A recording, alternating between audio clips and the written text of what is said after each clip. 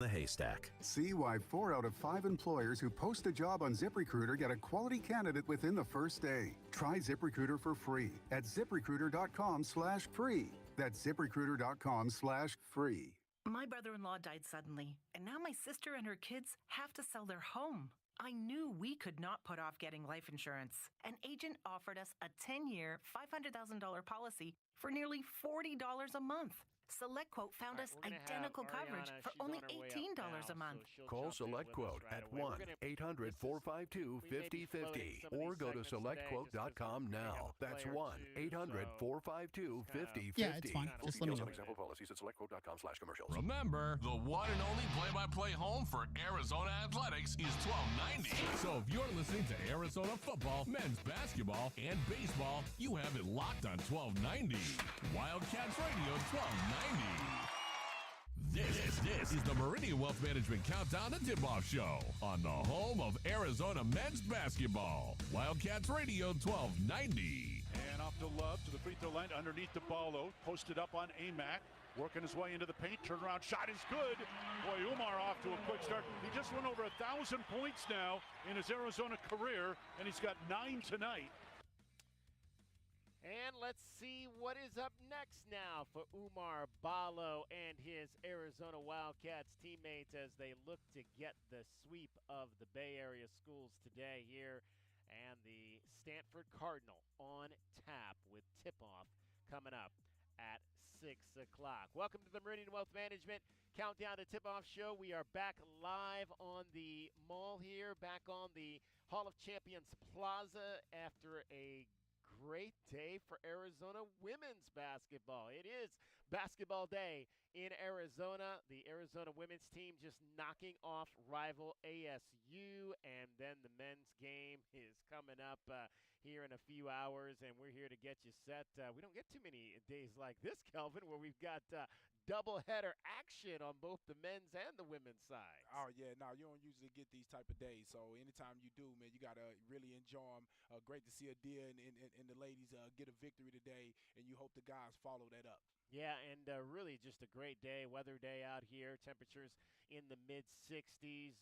Big crowd just leaving, over 8,000 folks were in the house today to see the Arizona Wildcats win this ball game over the Arizona State Sun Devils. So they sweep the season series from the Sun Devils. They win the Territorial Cup Series point from the Sun Devils. So in terms of the Territorial Cup Series now, it is 5-2 in favor of your Arizona Wildcats with today's win. All right, we've got a lot coming up for you over the course of the next roughly 2 hours and 45 minutes as we take you up to network coverage at 5 o'clock. We're going to be talking a lot about this women's basketball game here today. In fact, we've got a special guest that is going to be joining us here very shortly here. Come on right on in, Ariana. Ariana, is it Prather or Prather? Prather. Okay, Ariana Prather, who called the game today in the analyst chair on the Pac-12 network, joins us. And Ariana, I don't think we've seen you in Tucson before. Is this your first trip here to call Arizona women's basketball? You know, the last time I was in Tucson was when I whooped up on the Wildcats when I played for Colorado. So it's been a while. It's been almost a decade. But the campus is beautiful. As you said, over 8,000 fans today. The energy was rocking. Super happy that they were able to pull this one out. Okay, so how long do you go back when you were whooping up on us? What was it, like 2014? Okay, so did you play with our girl Swanee from over in Marana? Yes. Okay. I know Swansea. Yes, I played with Jamie, and then I also played for Coach Payne in her first year. So it was like her debut year. Okay. So Lappy and then Coach Payne. All right. Well, yes. Well, Coach Payne is doing a tremendous job. I know you got to be happy with the way that they're playing this season, one of the top 7 teams in the country right now. Oh, absolutely. I think they were ranked 3rd in the nation last week. I don't know if that dropped off after their loss to Washington State, but I'm super proud of my Buffaloes. We got prime time in the building. I know the season didn't go as everyone was expecting, but what do you expect from a first-year coach? You know, he has to wipe those people out, get his people in, see us next season, okay? I got my prime time shades on and this is what's going to happen. Yeah, I support him. I support him, just not against us. Yes. You know what I'm saying? So let's talk about this game today. Obviously, Arizona pretty much led from the start, but it was tight all the way through. Kind of what was your assessment of the way the Wildcats kind of closed out that game in the second half? Man, well, I was worried going into this game for the Wildcats, only playing with 7 players. Didn't know if fatigue was going to be an issue. Didn't know who was going to step up big for them. But Martinez got the job done. She had a double-double, almost 50, what was it, 15 rebounds, 16 points. I mean, she was killing it on offense and on defense. And I love Puello. Yeah. I love what she brings to the Pickpocket team. Puello tonight. Pickpocket Puello. I love that nickname. Man, she has such quick hands, and she keeps the eye on the ball defensively, and that just brings so much. That's just fun for me to see because as a player, that's what I took pride in was defense. So We're seeing so many teams that are having Ariana to navigate these short rosters. Arizona State had a bunch of injuries coming into this ball game. We've seen teams. TCU had to cancel games. We saw, I believe, it was a team in the Mid-American Conference. Central Michigan had to cancel games. step up big. There were 4 players that scored over their season average today. Right. Puello, Martinez, Blakely, and I think someone else as well. No, when you talk about next person up, Courtney Blakely has certainly been that the last 2 ball games, 24 last week against Stanford, and really had that hot stretch in the second quarter that helped Arizona get that lead early. Yeah, and I love her feistiness as well. A She's lot of her fast. points came inside the paint. And when you look at the court, she's the shortest one on the court, so you wouldn't expect her to be able to find those driving lanes and finish around the rim as well as she did, but she was able to get that done. And then I love seeing that play that she had with Simmons from the other team. They got a little bit scrappy. I was like, Yeah. I don't know what's going on. But at the same time, I love the passion, I love the heart, and I love the energy that she brought to this game. That is a rivalry when it comes between Arizona and Arizona State. There's going to be a little pushing and shoving Yeah. out there, but nothing wrong with that for sure. When you look at, obviously, this Pac-12 conference this season, I mean, this is about as good a conference as I think we've had on the women's side in a number of years with all the ranked teams. We see a USC go up to Stanford and win on the road this past weekend. Juju Watkins has just been unbelievable. Yeah. I don't know. She's definitely going to be freshman of the year. Do you think she's the player of the year in this conference right now? Yeah, absolutely. I wanted to call one of her games. Didn't get it on my schedule, but that's totally fine. I mean, scoring 51, the most of any D1 player this year, the most the Pac-12 has seen in the last over 20 years.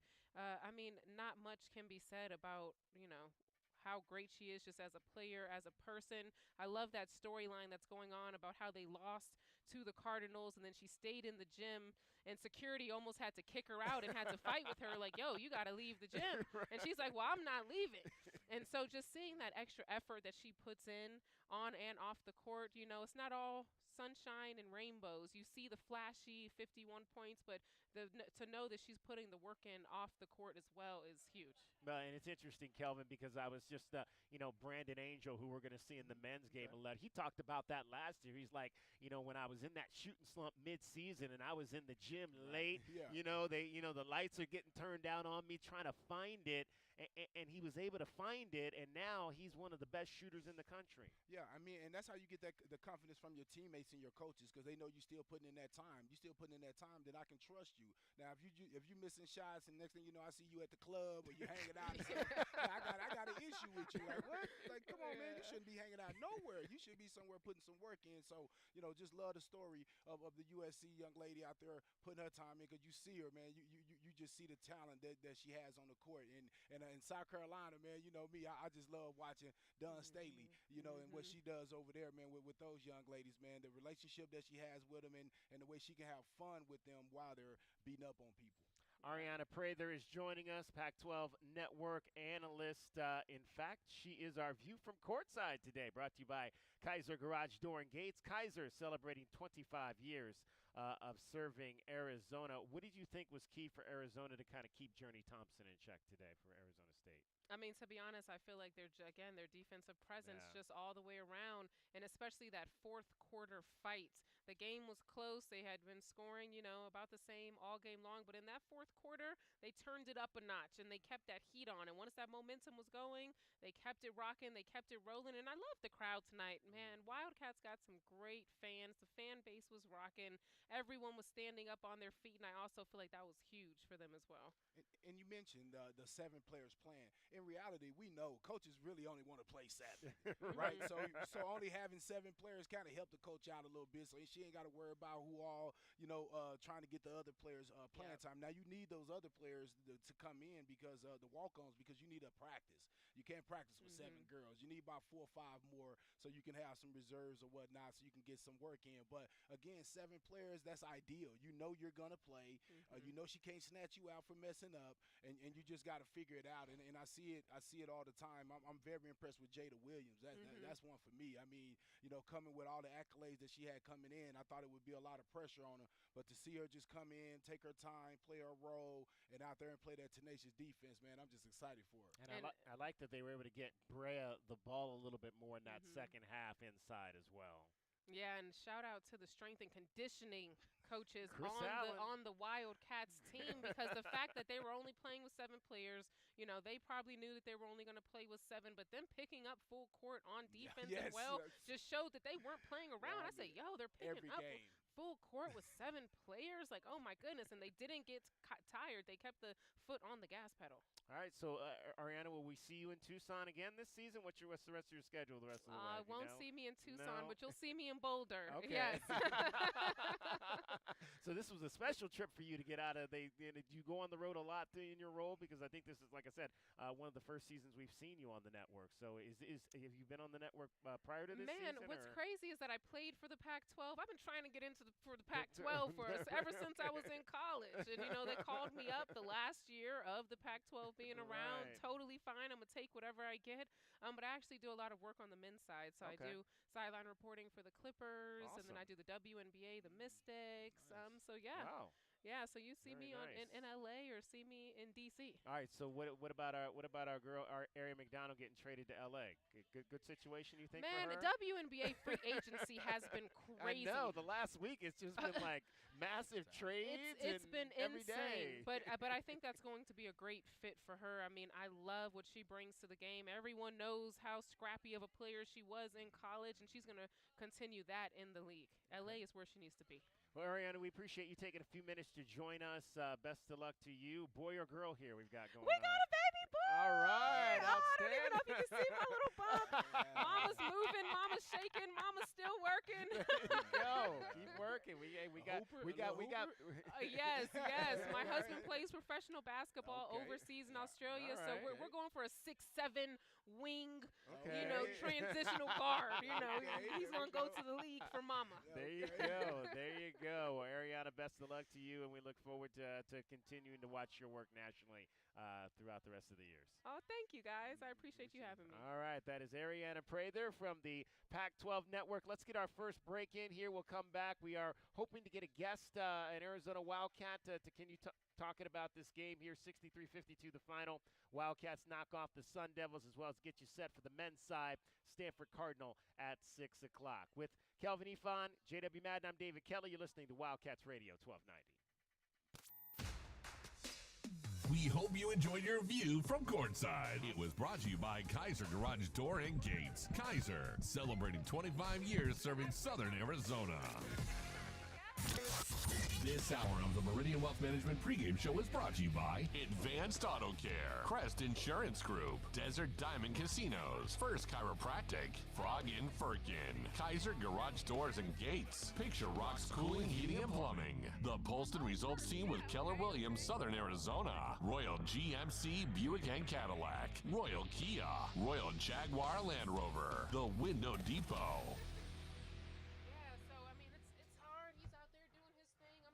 Experiencing the natural wonders comes easy at Rockin' K, nestled at the base of the Rincon Mountain foothills. Enjoy stunning mountain views up close every day. Hit the community trails, explore local parks like Saguaro National and Colossal Cave, and mingle at private Diamond Community Park events. In the top-rated Vail School District, Rockin' K is close to work, shopping, and services. Tour 11 different model homes by top-tier builders, offering move-in-ready homes and special incentives. Live RockinK.com. Designed by Nature, proud U of A radio broadcast sponsor. Tired of dry, itchy skin? Have mineral buildup at every faucet. Ram Plumbing's affordable, green, eco-friendly water softener and alkalized purification systems are built right here in our great state of Arizona and use a fraction of the wastewater as their competitors. Want soft water, non-chlorinated, or the best alkalized drinking water? You can trust Ram Plumbing to be your one-stop shop. Ask about their Water Taste Challenge. 40th year anniversary savings, up to $500 off water systems and $40 off any service. If your plumbing's in trouble, call Ram on the double. Does it feel like the price of everything is going up, up, up? We can't control the price of gas or groceries, but at Royal Kia, we never add market adjustments, even while other dealers add fees because inventory is limited. At Royal Kia, you can rest assured.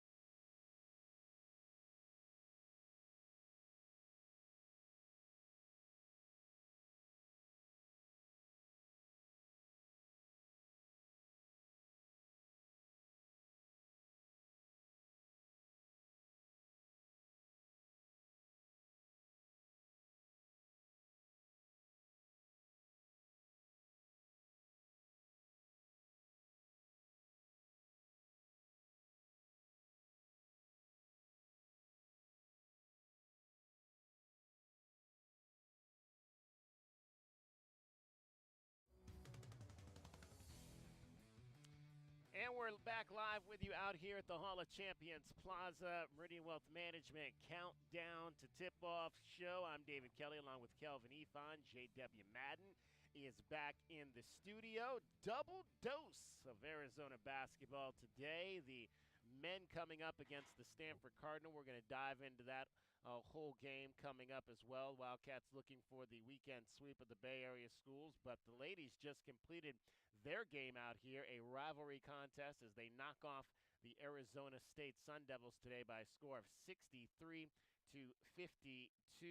Led in scoring today by none other than Esmeri Martinez, who had 18 points on 5 of 12 shooting, 18 points, 15 rebounds for Esmeri Martinez in this game. 4 players in double figures. Helena Puello had 11, Brea Cunningham had 11, Courtney Blakely coming off the bench, scored 10 points for the Arizona Wildcats as they beat their rivals by 11. Not quite the lopsided 91-59 victory that they got in Tempe earlier this year, but a victory nonetheless. In fact, let's hear some of the highlights from today's ball game here at McHale Center.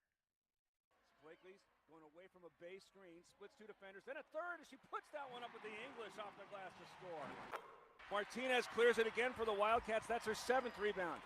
Blakely trying to beat ASU down, splits 2 more defenders, has that one out the window. It's a 5-point lead. And she has it poked away momentarily by Puello once again, and now stolen away by Puello. Got Blakely in front. Instead, she's going to call her own number and score that one. The pick and steal. Straight away, Puello going right at Brown. Left hand, score it. 4 points now for Puello. And over the end line goes the inbounding Jalen Brown. Arizona State turns it over for the 4th time to Blakely as she is on the attack, going to the rim and scoring that one.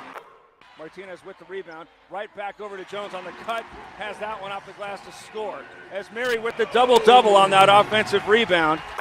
Puello knocks the dribble away, gets this one up top to Jones. One player back, has her shot blocked. No! Jones able to get that one off the glass and score it as she is fouled by Brown. Puello knocks the dribble away, gets this one up top to Jones. One player back, has her shot blocked. No! Jones able to get that one off the glass and score it as she is fouled by Brown. One-on-one against Jones, able to turn the corner on the right side, and has it stripped away by Skyler. Thompson trying to race back with her. She goes to the left of the hole, scores that one as she's fouled. Jada goes to Puello at the foul line, hesitates, goes to the left side of the baseline, puts it up on the run to score it. 9-0 start for the Wildcats, 4 of their last 4. Crisp knocks down a 3-pointer, makes it an 11-point game, and there's the final buzzer. Wildcats have it nip and tuck for a lot of it, but are going to win going away. Had a 16-point advantage in the 4th quarter and win it 63-52. All right, so big win for the Arizona Wildcats today over the Arizona State Sun Devils as they try to make that climb up the ladder in the Pac-12 Conference. Wildcats started today in 9th place in the conference at 3-6, tied with Washington. So Arizona now 4-6 in Pac-12 play, 12-10 on the season. And we'll give you some of the updated games coming up. I think there's already, let's see, everything else is still in progress right now. Looks like Colorado is going to beat Washington today. 80-57 is the score of that game late. So that'll benefit the Wildcats, as Washington, we just mentioned, are tied with Arizona. So Arizona will jump up into 8th place with that win by Colorado today. California actually is leading USC at home in the 4th quarter. So that could be a big, big upset if the Golden Bears can hold on to beat the 15th ranked Trojans. Utah leading at Washington State, final stages of that game right there. And UCLA on the road at Stanford is down 18 points right now. It is early in that game. That's a top 10 battle there as the number 7 Bruins visit the number 4 Stanford Cardinal. We told you a little bit earlier, USC knocked off Stanford the other night. So the Trojans trying to get that Bay Area sweep there on the women's side. All right, we are out here at the Hall of Champions Plaza. It is the Meridian Wealth Management Countdown to Tip-Off show. We're going to get our second break in here. When we come back, we'll start to dive in to this men's game coming up tonight. It is the Stanford Cardinal and the Arizona Wildcats, with tip-off coming up at 6 o'clock, along with Kelvin Efon and J.W. Madden. I'm David Kelly. You're listening to Wildcats Radio 1290. This is the Meridian Wealth Management Countdown to Tip-Off show on the home of Arizona men's basketball. Wildcats Radio 1290.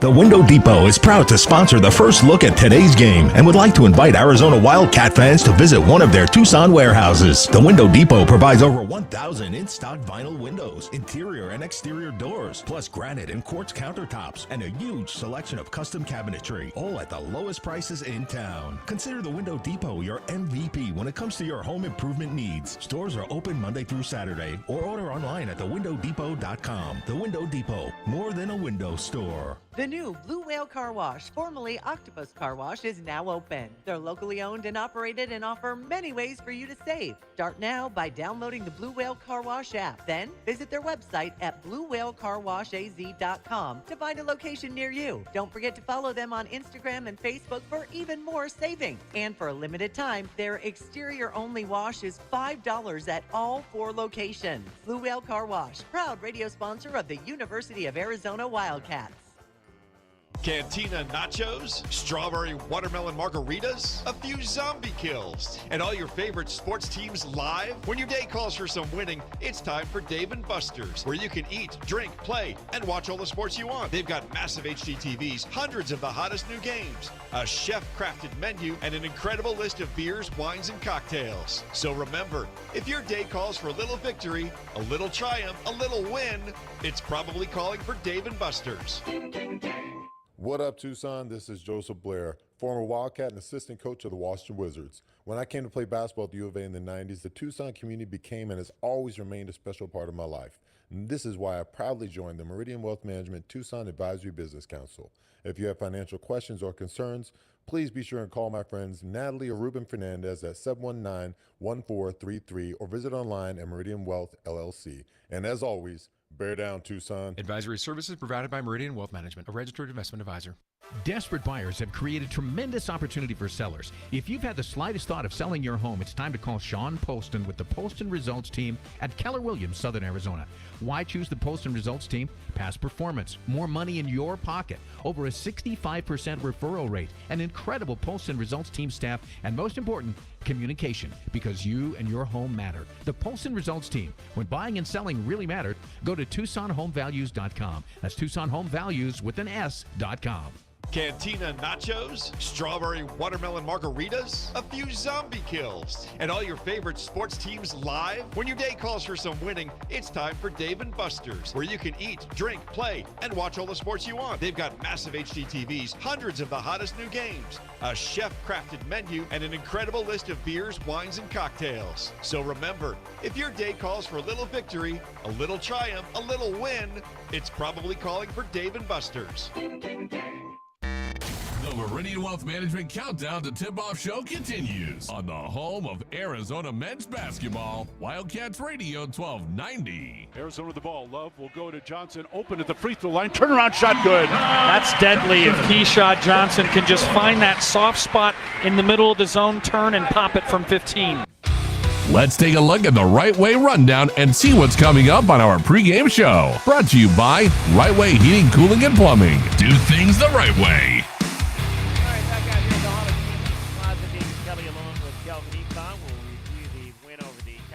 Golden Bears for the Arizona men's team on Thursday night. Get you set for today's game against Stanford, as well as hear from our spotlight on a cat. That's going to be KJ Lewis, double digits off the bench in the win over the Golden Bears. Our pests of the game brought to you by University Termite and Pest Control. Who's going to be that Cardinal that is going to get underneath the Wildcat skin? There were quite a few that did in Palo Alto, that is for sure. The line on today's game, despite the fact that the Stanford Cardinal won by 18 points in Northern California, U of A is a 17.5-point favorite in this game today. So a lot still to get to as we take you up to 5 o'clock. Network coverage here today with tip-off coming up at 6 o'clock. Wildcats got the win on Thursday night here by a score of 91-65. It was a huge game for Umar Balo. Wildcats got back to what they do in the paint, scoring 40 points with 22 coming from Umar. And after the ball game, Tommy Lloyd talking about that, hey, that's what we try to do every night, is work our offense inside out. That's our game plan for us every night. I mean, that's not. I mean, we like to, whether we attack the paint on penetration, transition, a post up. We love to do that. So we want to establish our kind of our advantages, and I think our guys did a good job that day. When Umar plays with the effort, energy he has the past couple of games, I mean, we're a different team. Did that exceptionally well tonight, or is it just? Yeah, I think the guards are, I thought Pella and Caleb did a really good job just kind of settling into the game and not trying to do too much. Sometimes you have really good experienced players, they get in those games, and, they're good enough players that they have some freedom, so maybe they take advantage of it sometimes. But today, I think they really settled in and played great team basketball. 22 points, 13 rebounds in that ball game, guys, from Umar Balo to go into the 1,000-point club, the 54th member of the 1,000-point club here at Arizona. And again, anytime you can get into that type of club, Kelvin, that's something to hang your hat on.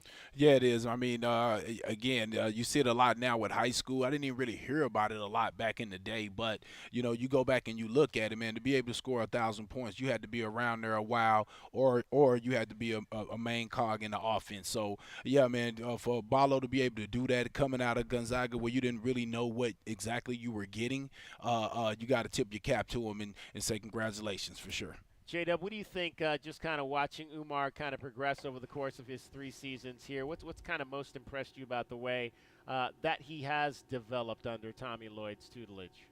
Well, again, like Kelvin just said, we didn't really get a lot to see up at Gonzaga, but I'm really impressed with his footwork, with his hands, just the way he obviously commands space, just an all-around, in an era we live in where post players are few and far between. Umar Balo is just that. Outside of that push shot, he does most of his damage within 5 feet. And I think, that Cal matchup was tough for them because Fardaz is a guy who's going to spend time away from the basket, and that's their only real big. So Umar really got back to what he's been doing earlier in the season. He's seen a lot of tough matchups, a lot of big guys pushing against him, but really good to see him with 8 for 8. Can't ask for any more. Well, in similar situation tonight, Kelvin, I mean, this is not a team in Stanford that comes in with a lot of size on the inside.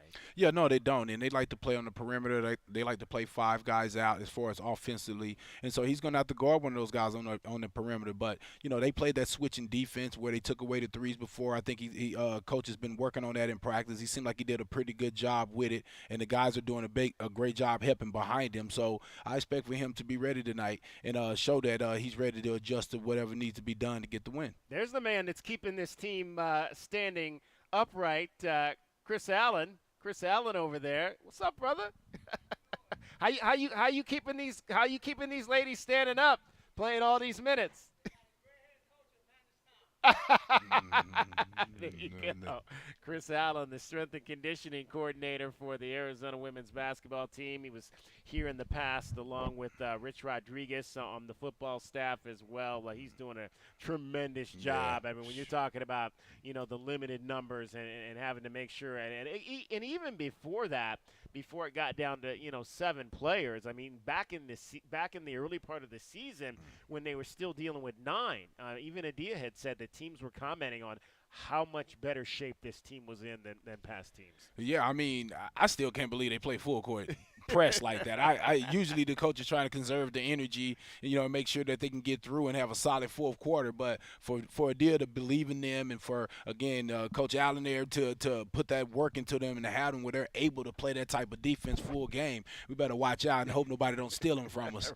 Because I'm telling you, I mean, seeing that, I mean, you wouldn't know what type of people would come for them. Absolutely. Again, Umar Balo, 22 and 13. In fact, it was the 4th time in his career he's had 20 and 10 in a game, 20-plus points and 10-plus rebounds. But it was the first time he had scored 22 points in a game here at McHale Center. Asked afterward if he was aware that it was his best point total game ever inside the building.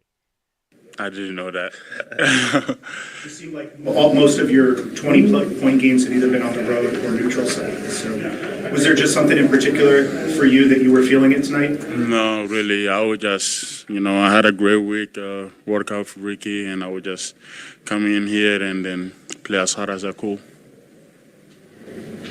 When you guys play like this very well, like a well-oiled machine, how does it feel feel great. I feel like a team basketball. That's what our coaches be telling us. Like, we're a good team. We just gotta come out every night and then show everyone how good we are, play as a team. Umar, you guys had 40 points in the paint, forced 20 fouls. Was being aggressive a big part of the game plan tonight? Yeah, for sure. We have good guards that can, drive in, trying to get to the paint, and also feed me or Mo or Key. Because I feel like the more paint touch we get, the better chances we have to draw foul or get easy basket. So that was the main focus of this game plan. As the game went on, it seemed every time that you got to the line, the crowd started to cheer rather than make it be like a quiet type thing. Is that distracting, or do you just like the support? Honestly, just the support, because I know people out here, they want me to make those free throws more than I even do. So it feels great to have people that, support you no matter how low or how high you are. They're always going to stand up and cheer for you. But after you missed one, they cheer. I mean, even that, does that feel weird at all? Or no, it didn't feel any weird. It was just good to see them, cheering for me to make free throws.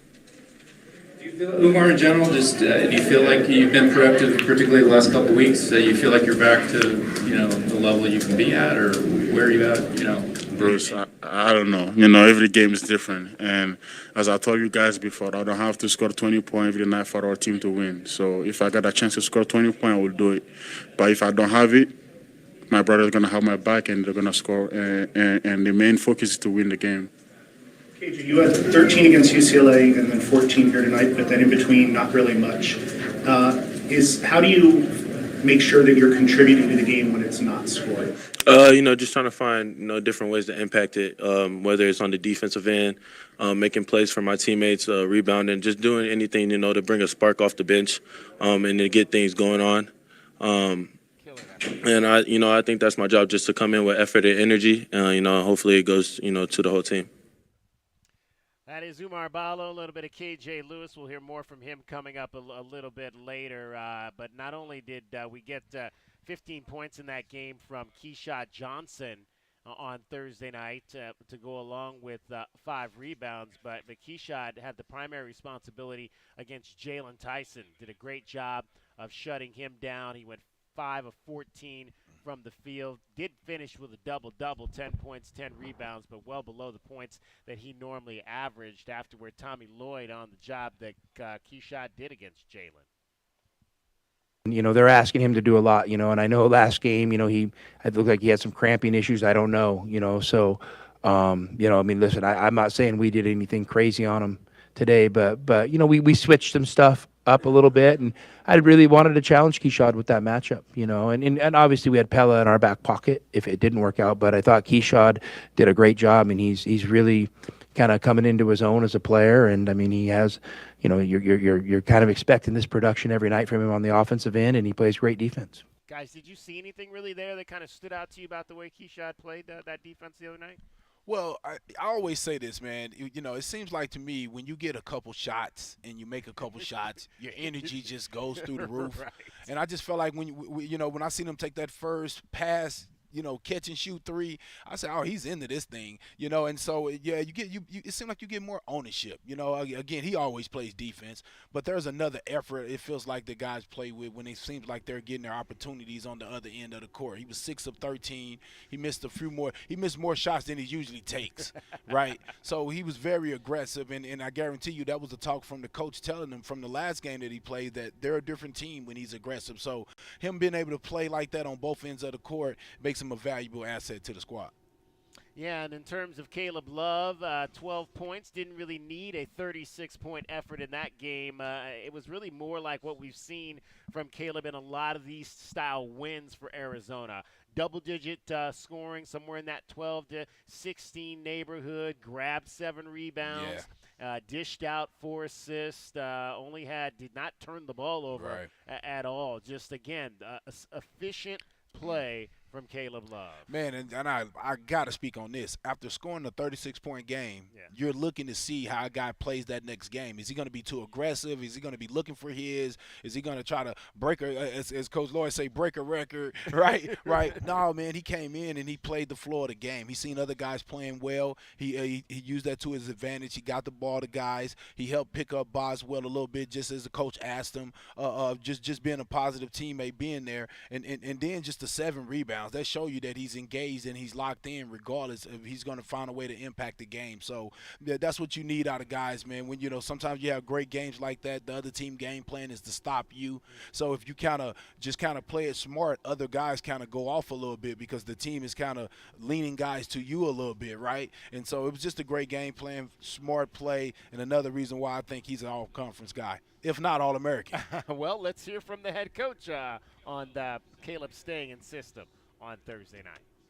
I mean, I don't mind Caleb having good games, but I thought his 36 points at Oregon was tremendous because I thought it all came within the flow of the game, and I mean he's playing with tremendous efficiency and tremendous confidence right now, and even in the course of that game, I thought there was a couple times he could have pressed. I mean, he took a tough 2-for-1 at the end of the first half, and I talked to him about that. He knew it wasn't right, so. He's really, he's a special player. I mean, like I've said earlier, he looks every bit the part of a first-team All-American to me. Okay, so we didn't, when he said that the first time, he didn't specify the level of All-American. He did there. First team All-Americans. We talked about that, whether All-American can be first team, second team, or third team, but he believes that this is one of the 2 best guards in the country. You know what? With the way that they're playing, and if they end up top 4 team in the country, and then coach is dead on, because I think his transferring here, his being able to stabilize that offensive end of the court, and showing that he's a way better defender than most people thought, I think that is one of the huge reasons for us having that success. So with that being said, your best player, not necessarily I won't say your best player, but your best player, right, usually get those rewards. So I could see that. I could see his name up in McHale one day if he could continue to keep playing like this for sure. What if R.J. Davis gets that spot? You know what? He's averaging 21 on an 18-4 team. So yeah, there's a lot of good guards. I think Caleb Love clearly has been the leader of this team, especially in those tight games where Arizona really needs to get theirs. It's just, I think it's funny. R.J. Davis right now averaging 21 on a team that just got a big win last night, and they're 18-4. Just saying. Right. Well, the debate will go on probably for the next 60 to 90 days until those awards are handed out. All right. It is. I was going to say this real quick. They have 5 players, usually 2 to 3 guards. Okay. So they both can make it. They should both make it. It might be a 3-guard All-American team right there on the first team. That could definitely be the possibility there. All right. It is the Meridian Wealth Management Countdown to Tip-Off show. We're getting you set for the Wildcats and the Stanford Cardinal. If you want to get in on the program, we'd like to hear from you. If you're heading down here tonight, if you're just out driving around on this beautiful day, 520-848-1290, 520-848-1290 is the number for you to get in on the program. If you think Caleb Love is a first-team All-American, like to hear your thoughts on that as well. With Kelvin Efon, J.W. Madden, I'm David Kelly. We're coming to you live from the Hall of Champions Plaza. Stop on by if you're heading down to the game tonight or if you're just in the neighborhood. This is Wildcats Radio 1290. This hour of the Meridian Wealth Management pregame show is brought to you by Advanced Auto Care, Crest Insurance Group, Desert Diamond Casinos, First Chiropractic, Frog in Firkin, Kaiser Garage Doors and Gates, Picture Rocks Cooling, Heating and Plumbing, the Polston Results Team with Keller Williams, Southern Arizona, Royal GMC.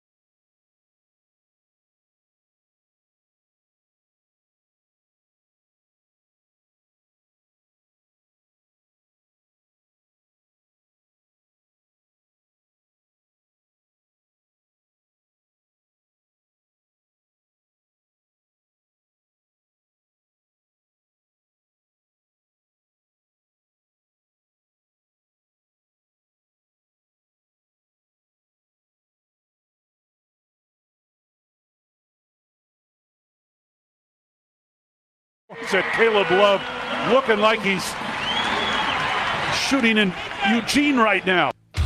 Let's take a look at the Right Way Rundown and see what's coming up on our pregame show. Brought to you by Right Way Heating, Cooling, and Plumbing. Do things the right way. All right, this is officially now hour number 2 of our program. Again, a little bit of a truncated first hour there because of the women's basketball game. Us coming in after Derek Palmer and company left the air. Arizona knocks off Arizona State 63-52.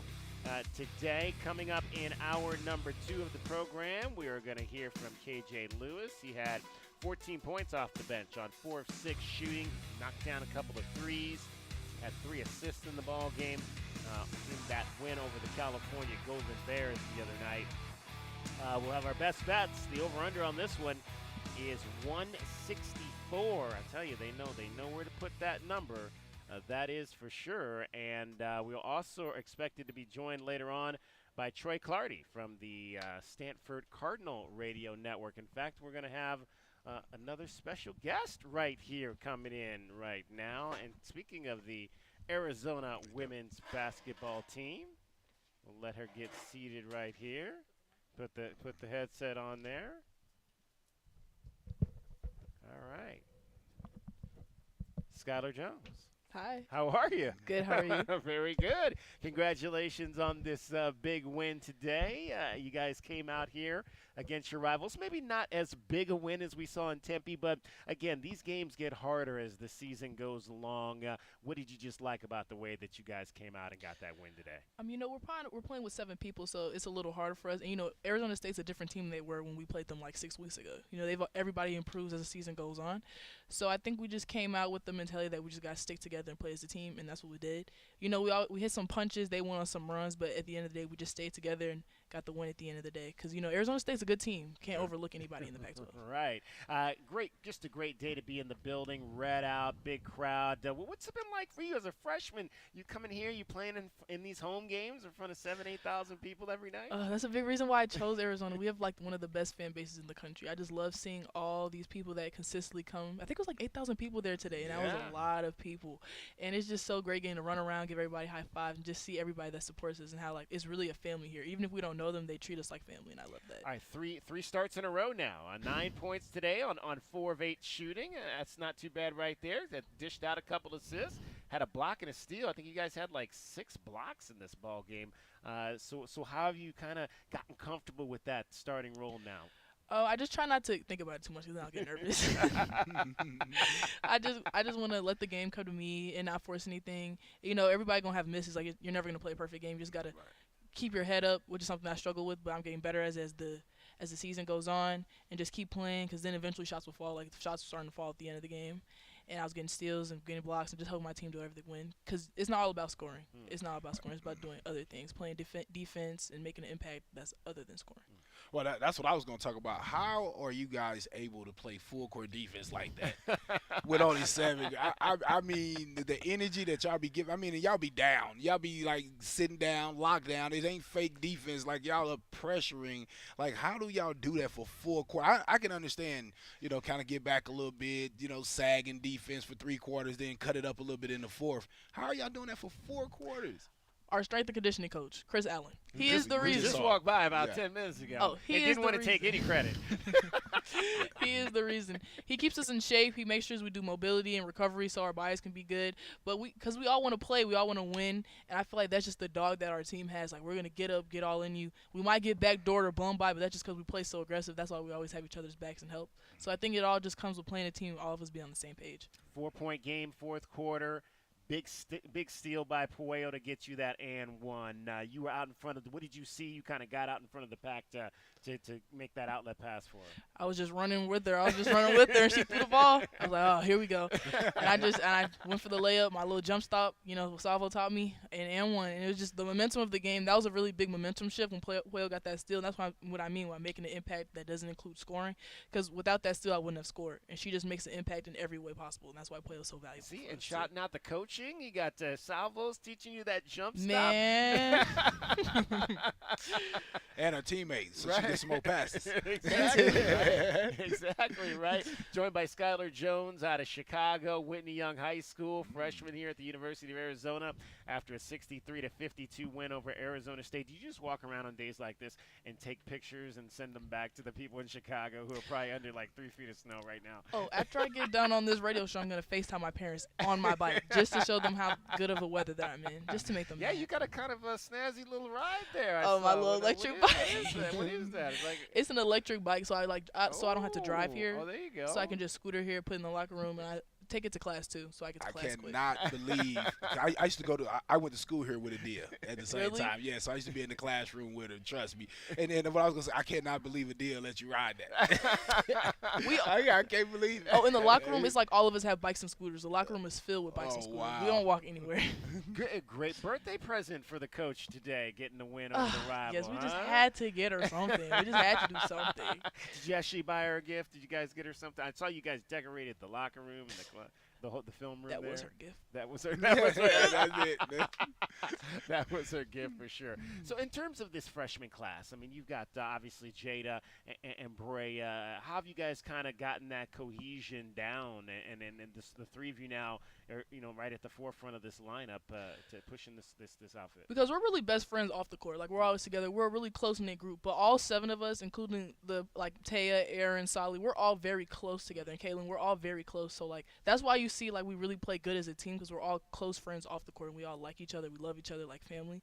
So I feel like the freshmen, I hope we stay together for a long time, because we're just a very close-knit group, and we all have different strengths, and it helps the team win. And we just play really good together. So what do you guys like to do away from Mikhail? Mikhail? All we do is play Uno. Uno. That's all we do. We play Uno or we play that's card my games. game. That's all we do.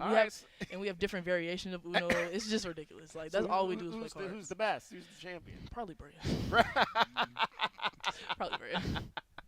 That is awesome. That is awesome. Well, congratulations on a great game, Skylar. Thank you. And continued success through this freshman season. Thank you. All right, Skylar Jones, freshman guard for the Arizona Wildcats, 9 points in the ball game today, and the Wildcats win it 63-52. Okay, you're dismissed now. Thank you. You can go home. Thank you. Yeah, there you go. See, you might have a career. You might have a career in radio right there. All right.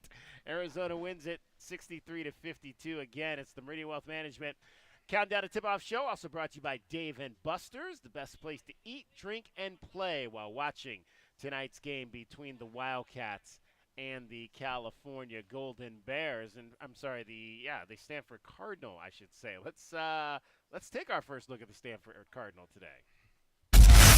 Our first look at today's Arizona men's basketball game is brought to you by The Window Depot. Lowest prices and biggest inventory. Shop thewindow.depot.com. And our thanks to Haley Lofton from the Sports Information Office for hooking us up with that outstanding interview. And now it looks like she's locked out of the building over there. So somebody let Haley in to the building so she can go back to work and put out the outstanding information that we get on this Arizona Wildcats team. Well, the Stanford Cardinal, we don't have to do too much to think about them. They beat the Wildcats by 18 points in Palo Alto, and if anything, Tommy Lloyd says that should get his team's attention.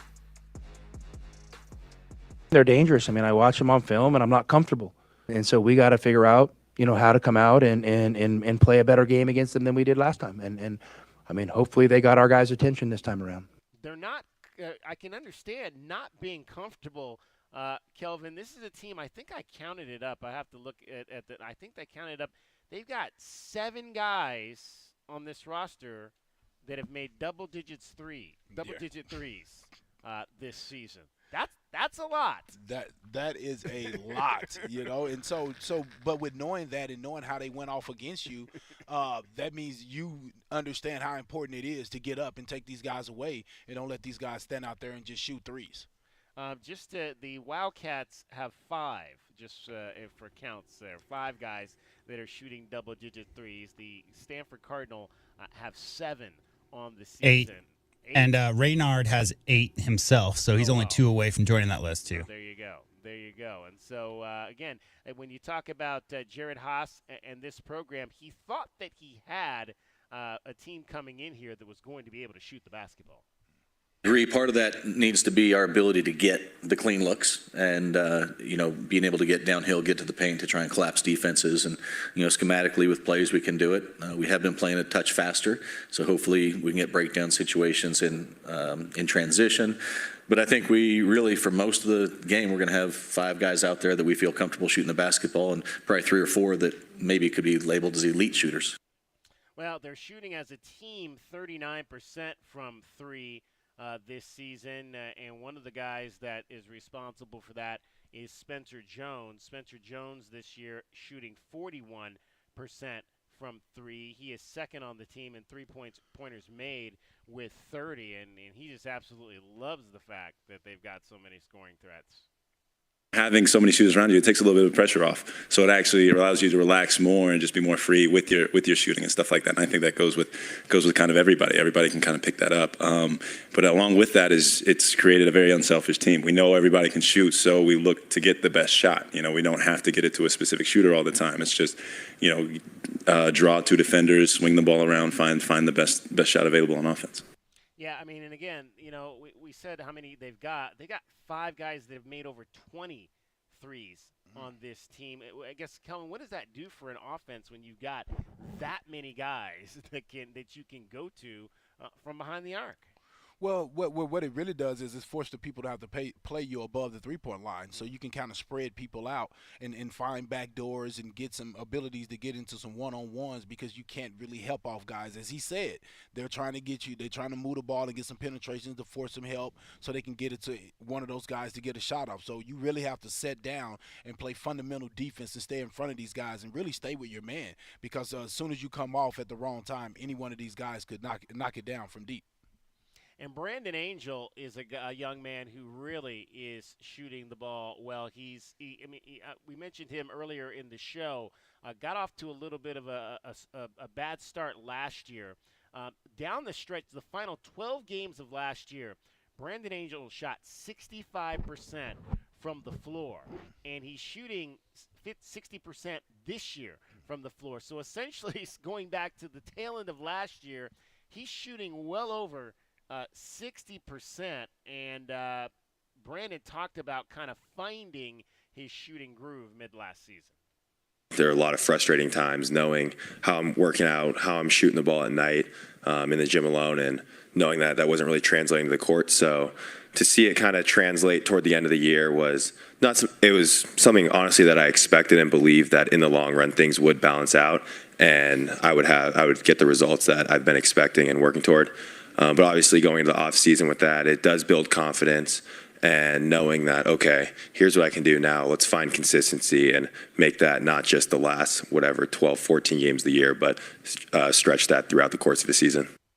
I mean, that's a guy that the Wildcats really have to be mindful of today, Brandon Angel. Yeah, he is, man. And it's funny, when they hit the 16 threes last time versus us, he only made 1. Yeah. So yeah, you can't sleep on him, man. You're gonna have to be out there on all those guys, man. He's a guy that, again, he doesn't hunt the shot. He only took 2 against us, but if you leave him open, he's gonna make you pay. But yeah. To me, go ahead, Jada. I was going to say, he's only averaging 7.7 field goal attempts per game. So we're looking at a Pella situation, shooting 60% from the field on 4.6 of 7.7. That's his average this year. Right, and I was going to say, to me, man, the guy you have to worry about is that Kanan Carlisle. Yeah. Because he has the ability to penetrate and make people help. Plus, he can shoot the three-pointer from deep, man. To me, he's the key probably to the little surge that they're having. All right, it is the Meridian Wealth Management Countdown to Tip-Off show. We've got Kelvin Efon out here with me. We are on the plaza at the Hall of Champions, just a few steps away from the Lute Olson statue. It's a beautiful afternoon here in Tucson. Stop on by. If you're headed down to the men's game, we've got you till around 5 o'clock before the network takes over, and tip-off coming up at 6 o'clock. We've got a whole lot more for you. J.W. Madden is running the controls back in the studio. You're listening to Wildcats Radio 1290. That's been our first look at today's Arizona men's basketball game. Brought to you by The Window Depot. Lowest prices and biggest inventory. Shop thewindownedepot.com. This hour of the Meridian Wealth Management pregame show is brought to you by Blue Whale Car Wash, Caruso's Italian Restaurant, Cool Willie's Air and Plumbing, The Diamond Store, Goldberg and Osborne, Goodfellas AC, Humane Society of Southern Arizona, Lexus of Tucson, Nova Home Loans, Recon Auto Detail, Ride Now Power Sports Tucson, Tucson Police Department. If you're a do-it-yourselfer looking for quality car parts in Tucson, look no further. Advance Auto Parts has 6 Tucson locations with over 75 years in business. Advance Auto Parts is the largest car parts retailer in the U.S., and customers know they can trust their products, like Die-Hard batteries. Now with free installation, only found at Advance Auto Parts stores. Take advantage of our same-day delivery and pickup. Just visit our website at stores.advanceautoparts.com and make sure to follow us on Instagram and Facebook. Advance Auto Parts, for all your car repair needs. Now a proud radio sponsor of the University of Arizona Wildcats. Hi, this is Tim Couch, retired NFL quarterback for the Cleveland Browns, partner at Meridian Wealth Management, and proud member of Meridian's Tucson Advisory Business Council. It's my favorite time of year, college football season. I've always been a proud Wildcat. As our firm has grown in Tucson with Ruben and Natalie Fernandez, I now cheer on 2 Wildcats every year. My alma mater of Kentucky, of course, and our U of A Cats. Here's to a great football season, and go Cats. Advisory services provided by Meridian Wealth Management, a registered investment advisor. Experiencing the Sonoran Desert's natural wonders comes easy at Rock & Kay. Nestled at the base of the Rincon Mountain foothills, enjoy stunning mountain views up close every day. 6 model homes are now open to tour at Del Webb at Rock & Kay. Here, life is about more than just beautiful homes. It's about the experiences waiting outside your front door at this new 55-plus active adult neighborhood. LiveRockandK.com. Designed by nature, built for you. Proud U of A radio broadcast sponsor. Coach Tommy Lloyd here. Right Way Heating, Cooling, and Plumbing is the ultimate team when it comes to your home's comfort. Thinking about replacing your heating and air system? It's February at Right Way. These are some of the slowest months of the year. We have equipment in stock and our crews are available. And to spark business, we're including an 80% furnace absolutely free with the purchase of an air conditioning system. And if that's not enough, we'll include a Wi-Fi thermostat, 10-year parts and labor warranty.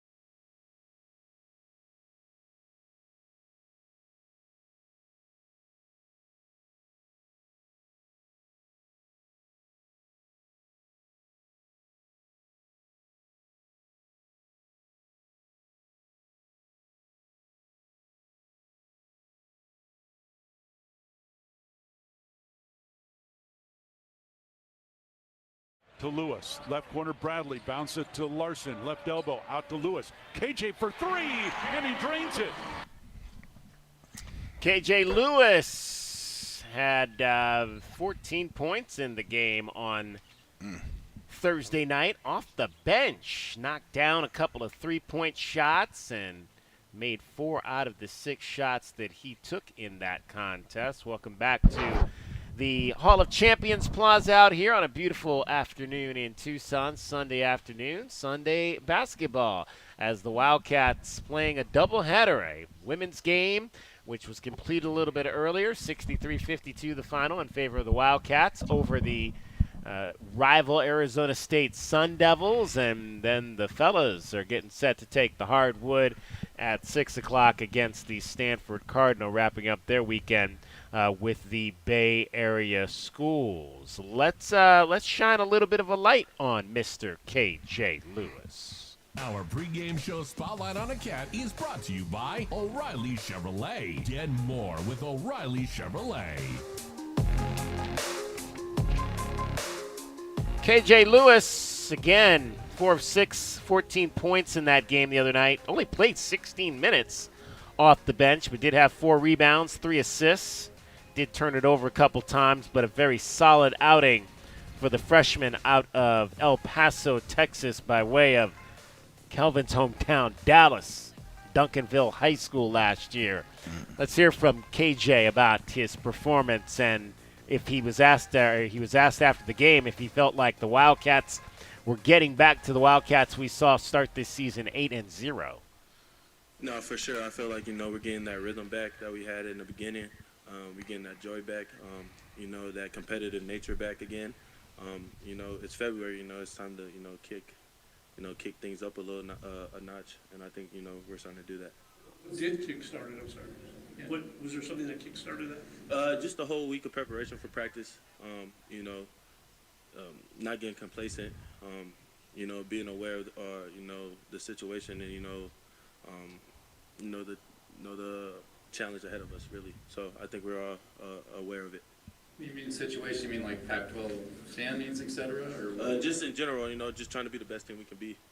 Learning from losses and learning from wins, and carrying it on to the next game. You had 13 against UCLA and then 14 here tonight, but then in between, not really much. How do you make sure that you're contributing to the game when it's not scored? Just trying to find different ways to impact it, whether it's on the defensive end, making plays for my teammates, rebounding, just doing anything to bring a spark off the bench, and to get things going on. And I think that's my job, just to come in with effort and energy. Hopefully it goes to the whole team. KJ, you guys obviously what happened at Stanford happened at Stanford. Is that a piece of motivation this week, and knowing they were coming in here on Sunday? How much are you looking forward to the rematch? I would say so, but we're not trying to look ahead of forward to anything. But I think we got it in the back of our minds. I think we're gonna have great preparation tomorrow and Saturday, and come in and win a big game on Sunday. KJ Lewis out of Texas, and I saw you put out a little tweet the other day about the fact that you forecast that you thought he could be this type of contributor to this team. And we were talking about the other day, I wasn't sure whether he was going to play at all based on what I thought the numbers were going to be. Right. But then I saw him that first night in the Red-Blue game, and I was like, if he can defend like that, right, he's going to be on the floor this season. Yeah, and that's what I saw, man. When I saw him, when he went from El Paso, he was a big scorer in El Paso, and then he went over with basically possibly the number 1 pick, Ron Holland, at Duncanville High School, and 8 other, high-level players, Division I type players or guys going to Division I. And when I saw him seamlessly translate his game to that and just playing great defense, guarding anybody 1 through 4, whoever they needed, diving on the floor, and the passing that he was doing, how unselfish he was. I said, he'll fit great here. And I thought all he needed was a little bit more developing on his guard skills as far as with the coaches, and I see that. I was just thinking, I was like, I don't know how much I liked seeing him knock down those threes, because you trust me, you start doing that going down to the end of this year, you start hearing his name in draft circles because of the defense and the athleticism. They like him young. They like him young where they can bring him in and mold him. So if he start knocking down threes on the catch and shoot like that, coupled with the playing hard, which is a skill now in NBA that they actually count, like, because most guys don't actually play hard every game. So right, and he's a guy that shows up every game. He's willing to come off the bench. That's what he's doing here. So he just brings a lot of assets that a lot of people don't understand when you're thinking about what NBA teams are looking for. A lot of times, as we were saying in the break, people think that they're looking for the 30-point a game scoring guy all the time, and a lot of times they're looking for pieces to fit. Yeah, it's funny because and one of the things I was saying is, like, it seems like every time I watch an NBA game, I'm always asking myself, who's this guy? He played where? And I remember like last year, Austin Reeves during the postseason. I'm like, I don't remember Austin Reeves at Oklahoma. I mean, it's not always the Caleb Loves, the guys you're hearing about every night that are the guys that are showing up in the league and making a contribution every night. Yeah, because a lot of time for guys like Caleb, it's a tough transition because you're coming in and you want to play like you played in college as a scorer, and a lot of times they don't need that. They already got guys that are making $100 million that are their scorers. So more than likely they want you to play a role. You just said it, Kelvin. It's the $100 million thing. So you're talking about new rules in the NBA where if you go over the salary cap multiple years in a row, you're talking about losing draft picks. So there's only so many guys on your roster you can give max level contracts to. You got to fill in the rest, and it's all about specialization. I mean, Steve Kerr played in the league for how long? It wasn't because he was a great defender. He was a solid, beat the guy to the spot type guy, but it's because he could knock down open shots and did it consistently. So these rosters today, similarly, are just looking for guys who are really, really good and super engaged all the time. Yeah. All right. I mean, it's very interesting how that all plays out in terms of what they look for at the next level. That is a look closer at KJ Lewis. That's today's Spotlight on a Cat has been brought to you by O'Reilly Chevrolet. Get more with O'Reilly Chevrolet. All right, let's find out what's happening around the rest of college basketball today. The Pac-12 scoreboard is brought to you by Mesquite Valley Growers. Mesquite Valley Growers. Real growers, real experience, real nursery. All right, we'll start on the women's side since we have been focusing on what happened here today in Tucson. Arizona women's basketball knocks off Arizona State 63-52. The Wildcats capture the Territorial Cup Series point as Mary Martinez double-double, 18 points, 15 rebounds for Mary, the fifth-year forward for Arizona. Other finals today in the Pac-12 on the women's side. And I lost my page here. Let's go back. One game still in progress.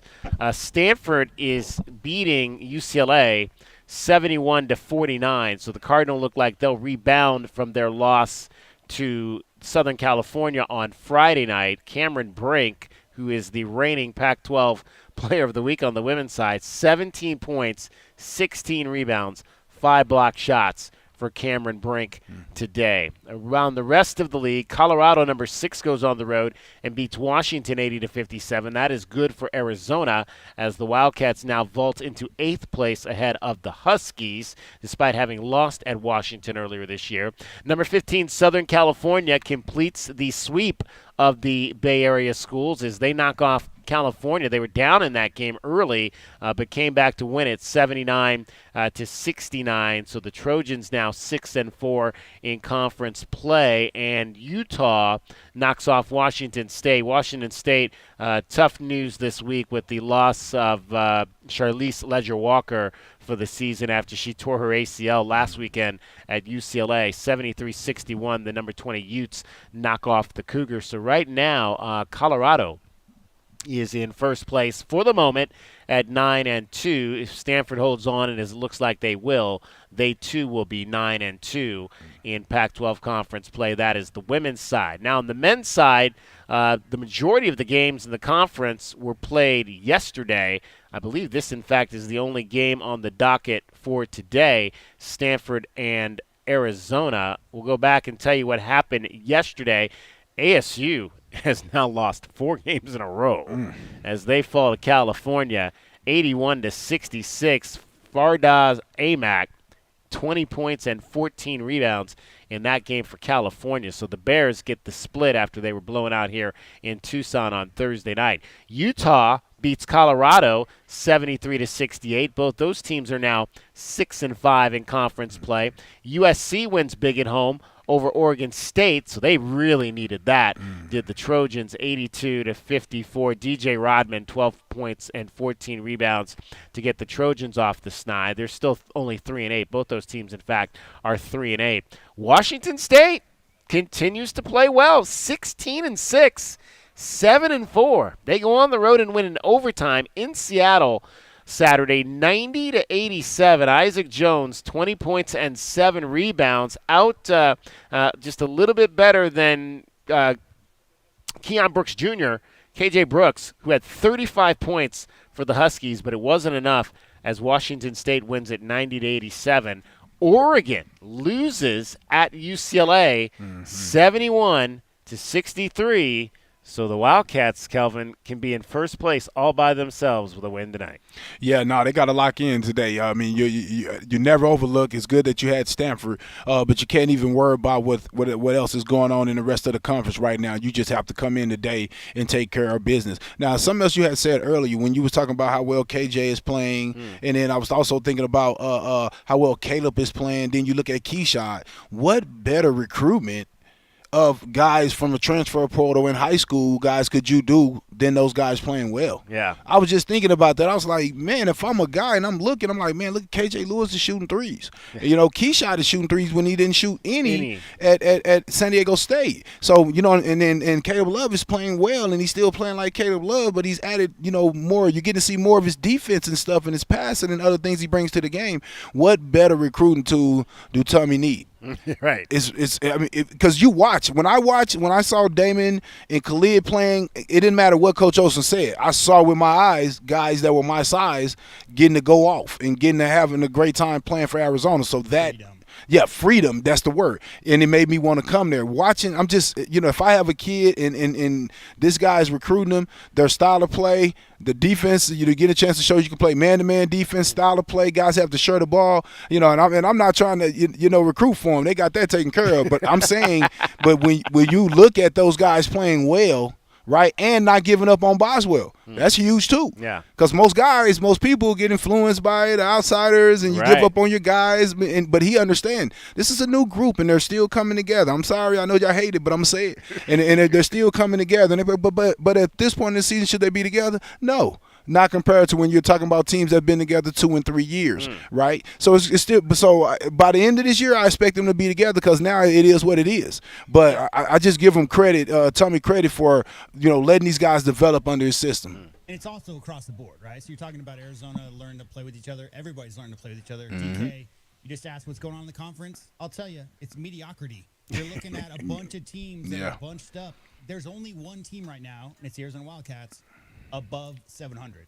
Yeah. So you got everybody else 7-4, 7-4, 6-4, 6-5, 6-5, 6-5. A lot of losses going on. There are not teams separating themselves at the top like we normally see. It's just a whole lot of teams hovering around 4 losses that are still in the hunt. I want to throw in one more note on the women's side today. Caitlin Clark scored 38 points for the Iowa Hawkeyes. She is now just 66 points off the all-time Division I record held by Kelsey Plum of the Washington Huskies. So Caitlin Clark, another fabulous ball game. I believe they played 5th place 2 days ago. She passed a couple of yeah, she's passed some people. And I'm gonna say this: I give Caitlin a lot of credit. I mean, she's making those buckets, but her teammates are great. The girls that she's played with over those 4 years that allow her to play, screen for her, pass her the ball, let her get her shots off and everything like that. I mean, those are some of the most unselfish girls that you can find, because a lot of times you have problems when you have one player getting so many shots and offense built around that one player. But it's amazing what type of people they are, being able to, play within that system. What's the chances that home state girl Caitlin Clark stays for her COVID year and puts that record in a place that'll never be right? Because she's a 4th year senior right now. Yeah. Obviously, she still has an eligibility year if she wants to come back. But her freshman year, she averaged 26, 27 as a sophomore, 28 as a junior, and 32 now as a senior. Yeah. I mean, it makes sense. That's one of the things we've talked about is how, with NIL, right. That she might make more if she stays than if she goes to the league. And that's why I said home state girl, because Yeah. she's from West Des Moines, so she's from around. It's not like she's not happy where she is now. She loves it there. So. Exactly. So it'll be interesting to see how she makes that decision, whether or not to go or to stay for another year. So I think if you win a title, I think if they Right. win it, I could see her coming out. If Exactly. they don't win it, I could see her maybe going back to try to do that. I agree. That decision will not be made until all the confetti has fallen from the ceiling. Right. Absolutely. All right, it is the Meridian Wealth Management Countdown to Tip-Off Show. We're getting you set for Arizona and Stanford tonight here at McHale Center. Sunday night, national television basketball. And along with Kelvin Efon and J.W. Madden, I'm David Kelly. You're listening to Wildcats Radio, 1290. That's been the Pac-12 Scoreboard, brought to you by Mesquite Valley Growers. Mesquite Valley Growers. Real growers, real experience, real nursery. This is the Meridian Wealth Management Countdown to Tip-Off Show on the home of Arizona men's basketball. Wildcats Radio 1290.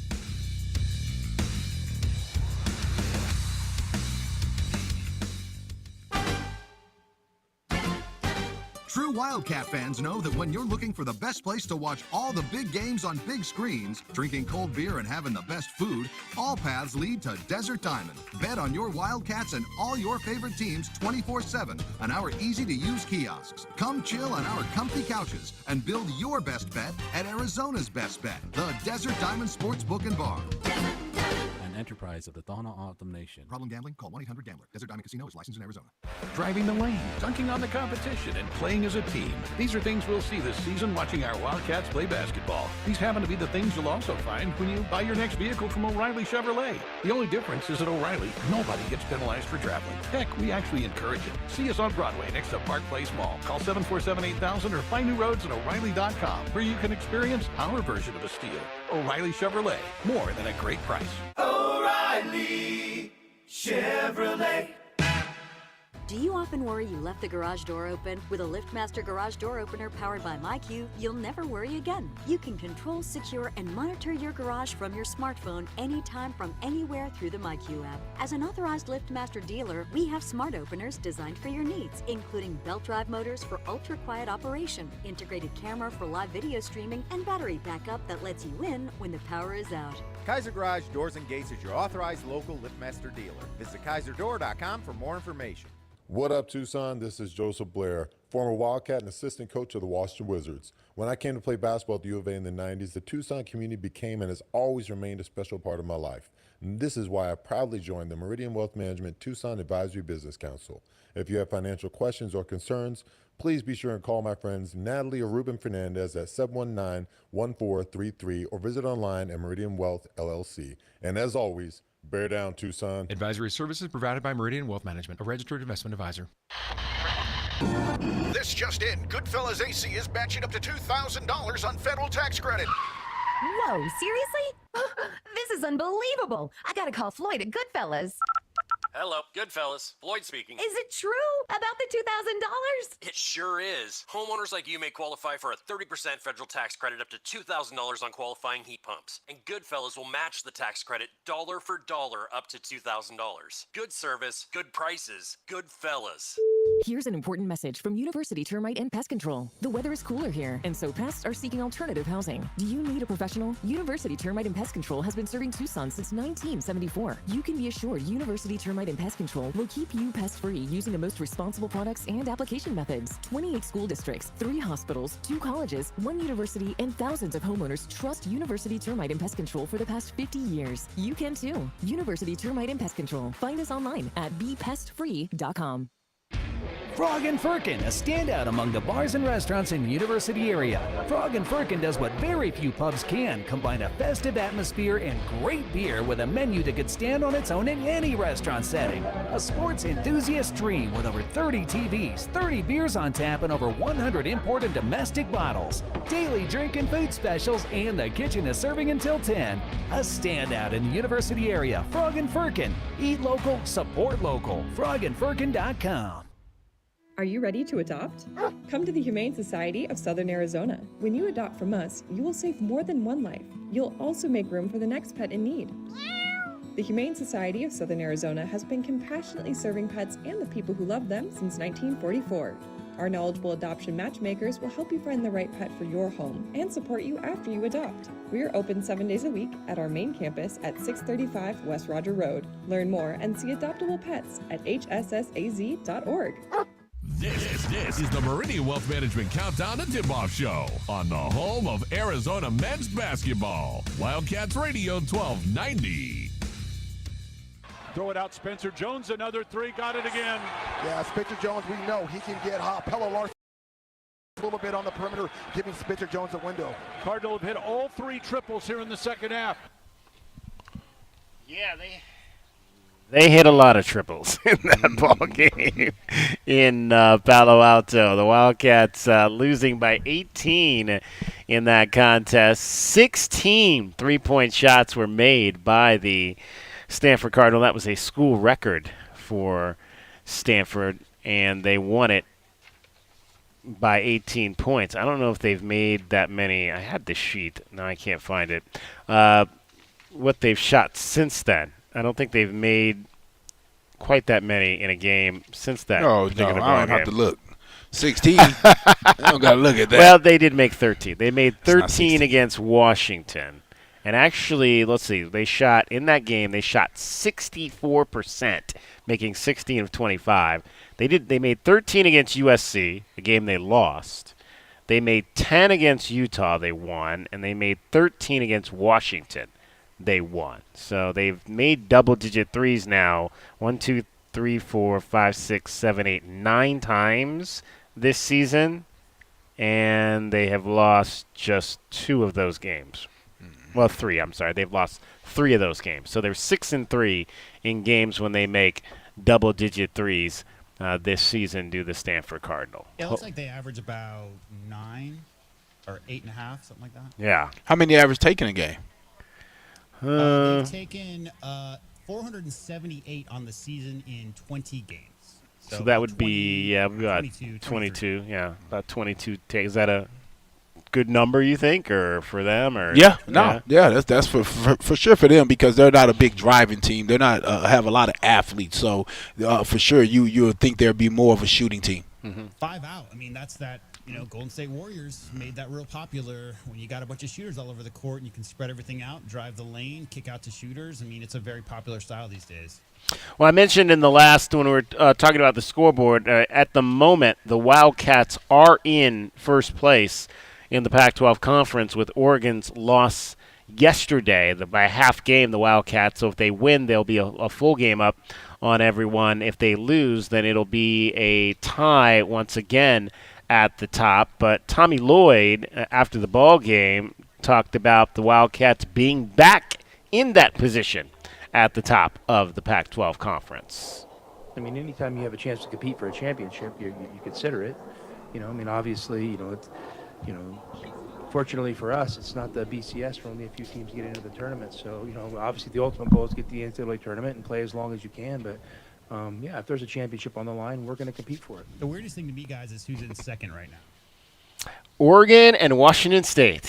Washington State won 6 of their last 7 games, and they are in second place. They are. I mean, playing well. They started 1-3. They started 1-3, and they are now 7-4. Well, and they've got good guards. I think that's part of it. I mean, we saw that in the game up in Pullman. Miles Sims is the young freshman. They've got, and they can play. I mean, I definitely like that style that they've got going on up there with Washington State. Out is, I think we looked at Colorado, we looked at UCLA and USC, obviously, with the injuries they've had. Clearly Oregon. But Washington State was not a team we looked at earlier in the season, preseason, or even through the first couple weeks of the conference that we thought might even be in that conversation. So kudos to those guys. And Colorado again was another of the hot teams, but they were cooled off this weekend as they go on the road and lose both their games. I think they had the split this week. They played Washington State, they played just the one game, which was the rivalry game, but they lost the last game last weekend. So they've fallen now in. They had a 3-game road trip there, going to the Washington schools, and then this week playing the single game at Utah. That's because Tad Matta wins 122% of his home games. Right. I was thinking the same thing. As soon as you said they lost, I said they must have been on the road. Yeah, they win all their games at home. Well, they are home next weekend against the Arizona schools. And they'll play, just to kind of preview that a little bit, the Wildcats will go to Salt Lake City first on Thursday, and then they will go to Colorado and Boulder on Saturday. So hopefully maybe Arizona State can find themselves and fatten up Colorado a little bit before the Wildcats get to town. This is the Meridian Wealth Management Countdown to Tip-Off Show. We are also brought to you by Dave & Buster's, the best place to eat, drink, play, and watch tonight's game between the Wildcats and the Stanford Cardinal. And don't forget, Wildcats Radio 1290 wants to send you to the Pac-12 basketball tournament, the final Pac-12 basketball tournament, March 13th through the 16th. It's at the T-Mobile Arena in Las Vegas. Here's what you have a chance to win if you head on over to our website right now, wildcatsradio1290.com, and sign up. You've got a chance to win 2 all-session passes for the tournament. That's 2 all-session passes for all 4 days, $1,000 in cash cards to do whatever you want with that. That can cover your travel, can cover your hotels, can cover your gambling, your meals, whatever you want to do with that $1,000. We're going to give you $1,000 in cash cards to have some fun in Las Vegas and go to the Pac-12 basketball tournament on the men's side. Again, just head on over to our website right now, wildcatsradio1290.com. Sign up for your chance to win. Good luck from Coors Light and Wildcats Radio 1290. Tommy Lloyd, we saw in the last ball game Kylan Boswell, and we've seen it in the last 2 ball games with Kylan Boswell starting to get into the lane a little bit more. Didn't have a high point output in this last game, 7 points, but did get back into that assist category, and that was important. I definitely wanted to see that from Kylan. 7 points, 5 assists. Tommy Lloyd talking about Kylan getting into the lane more and how that can affect his game. We love Kylan when he's doing that. I mean, I think that's an area he can continue to grow. The more experience he gets doing that, the more experience he gets making real game decisions. As he gets the experience, he'll get better. Yeah, and again, it's one of those things with Kylan where the more confidence, the more things that he can do to build his confidence. Getting into the lane, making shots, getting in the lane, finding his teammates, and allowing them to score the basketball. Being in control of that offense with good things happening, resulting in a bucket, is going to continue to make him feel like the player he wants to be. Exactly. Yeah, you make a bucket or two. I mean, a lot of times if you just stand around the three-point line or you just take mid-ranges, you don't really know how you're doing. You don't really know if your shot is going or not. You want to go get a couple easy buckets, get the back doors, get a layup or something, maybe get fouled, get to the free throw line and see the ball go through the basket. And now all of a sudden it seems like again your defense gets better and your decision making is getting better. So you just want to keep them confident. And a lot of guys, again, their confidence goes with their ability to be able to contribute on the offensive side of the court. Yeah, I mean, I've been saying this for months, ever since he struggled, right? The issue is when you come off a screen and you miss a shot, and then the next time you come off a screen, you pass it out. You come off screen, you pass it out. You pass it out, you pass it out. You don't even look at the rim.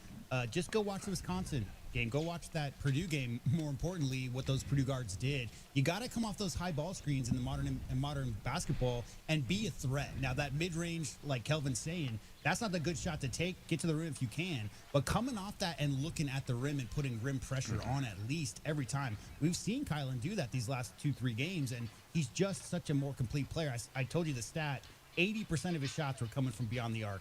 That number's got to be closer to 65, something like that, because you put so much more pressure on defenders stepping up. We know how good of good vision Kylan has and the ability. He's a willing and capable passer. So once he gets in that lane and the defense steps up because he's a threat to score, then it just opens it up for everybody. Kickouts to the corner, all kinds of things open up as a result of that. And I think with his body type, he could be physical, man. I mean, he has that strong safety type, body type. I mean, he could be physical and get into the lane and bump guys and pivot. Sort of what you see Jalen Brunson doing a little bit. Not so, much looking for his shot all the time, but just how physical that he plays. So, yeah, you would love to see him getting below the free throw line, getting into that paint, and bringing some of those drop-offs and finishes. Don't give Brent Brennan any ideas. We don't want him coming over here and recruiting our point guard. Kelvin knows a thing or two about that. Nah, he's not going anywhere, man. He's an NBA caliber point guard. Boswell is for sure. But at the same time, man, you see that body and you want to use that. He on the defensive end for sure, but on that offensive end as well, man. You want to be able to bully with them shoulders that he has. All right, it is the Meridian Wealth Management Countdown to Tip-Off show. We are live right now on the plaza at the Eddie Lynch Athletics Pavilion, the Hall of Champions. They're getting set up here now for the crowd that's going to be arriving for the men's basketball game coming up here, 6 o'clock tip-off between the Wildcats and the Stanford Cardinal. If you are in the neighborhood, come on by, stop by, say hello to Kelvin Ifan, the captain. You can reminisce with him about some stories from the 1990s. I want some of that food. What y'all got over there, that food over there? It look like something going down over there. Yes. It looks good yeah, for it sure. do. I can just see the people. I'm looking at all the people. It look like something going down. Yeah, see, this is not like football. We don't have nobody bringing us tacos right. out here for basketball games. Man. We need to get some tailgating or something going on out here on game days. So Kelvin and I can get a little bit fed when we're out here. Yeah, just a little bit. I'm trying to watch out now. Trying to watch that weight, trying to stay in my fullback. I ain't tell running back. I'm trying to stay in my fullback weight at least. Say again, J-Dub. Send the crew. Oh, send the crew. There you go. All right. Also, Arizona women's basketball winning today. We're going to hear. We'll hear a little bit from them. Maybe coming up in the next hour. We'll let you hear from Adia Barnes. A few comments from Adia Barnes. What she had to say after this win, 63-52 over the Arizona State Sun Devils today, sealing, I should say, the Territorial Cup Series point for the 23-24 season. It is the Meridian Wealth Management Countdown to Tip-Off Show with J.W. Madden and Kelvin Ifan. I'm David Kelly. You're listening to Wildcats Radio 1290. This hour of the Meridian Wealth Management pregame show is brought to you by Blue Whale Car Wash, Caruso's Italian Restaurant, Cool Willie's Air and Plumbing, The Diamond Store, Goldberg and Osborne, Goodfellas AC, Humane Society of Southern Arizona, Lexus of Tucson, Nova Home Loans, Recon Auto Detail, Ride Now Power Sports Tucson, Tucson Police Department. KCUB Tucson, a Cumulus media station. We have the Arizona Wildcats covered on game day like no one else. We are Wildcats Radio 1290. Experiencing the natural wonders comes easy at Rock & K. Nestled at the base of the Rincon Mountain foothills. Enjoy stunning mountain views up close every day. Explore natural open space, a network of connecting trails, and a community park within the Vail School District. Visit Lennar's 2 communities in Rock & K with home savings up to $35,000 and limited time interest rate and closing cost incentives on select move-in ready homes. LiveRockandK.com. Designed by Nature, proud U of A radio broadcast sponsor. You know it, your neighbors know it, and let's face it, the mailman knows it too. Your yard just isn't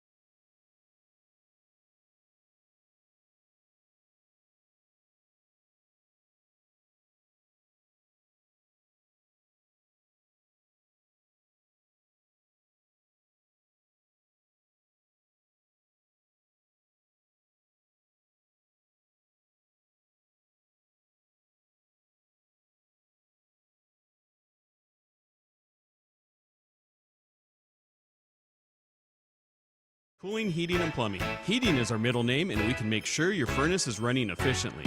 Call us at 520-440-4069 for honest heating and plumbing service to the Tucson area for over 20 years.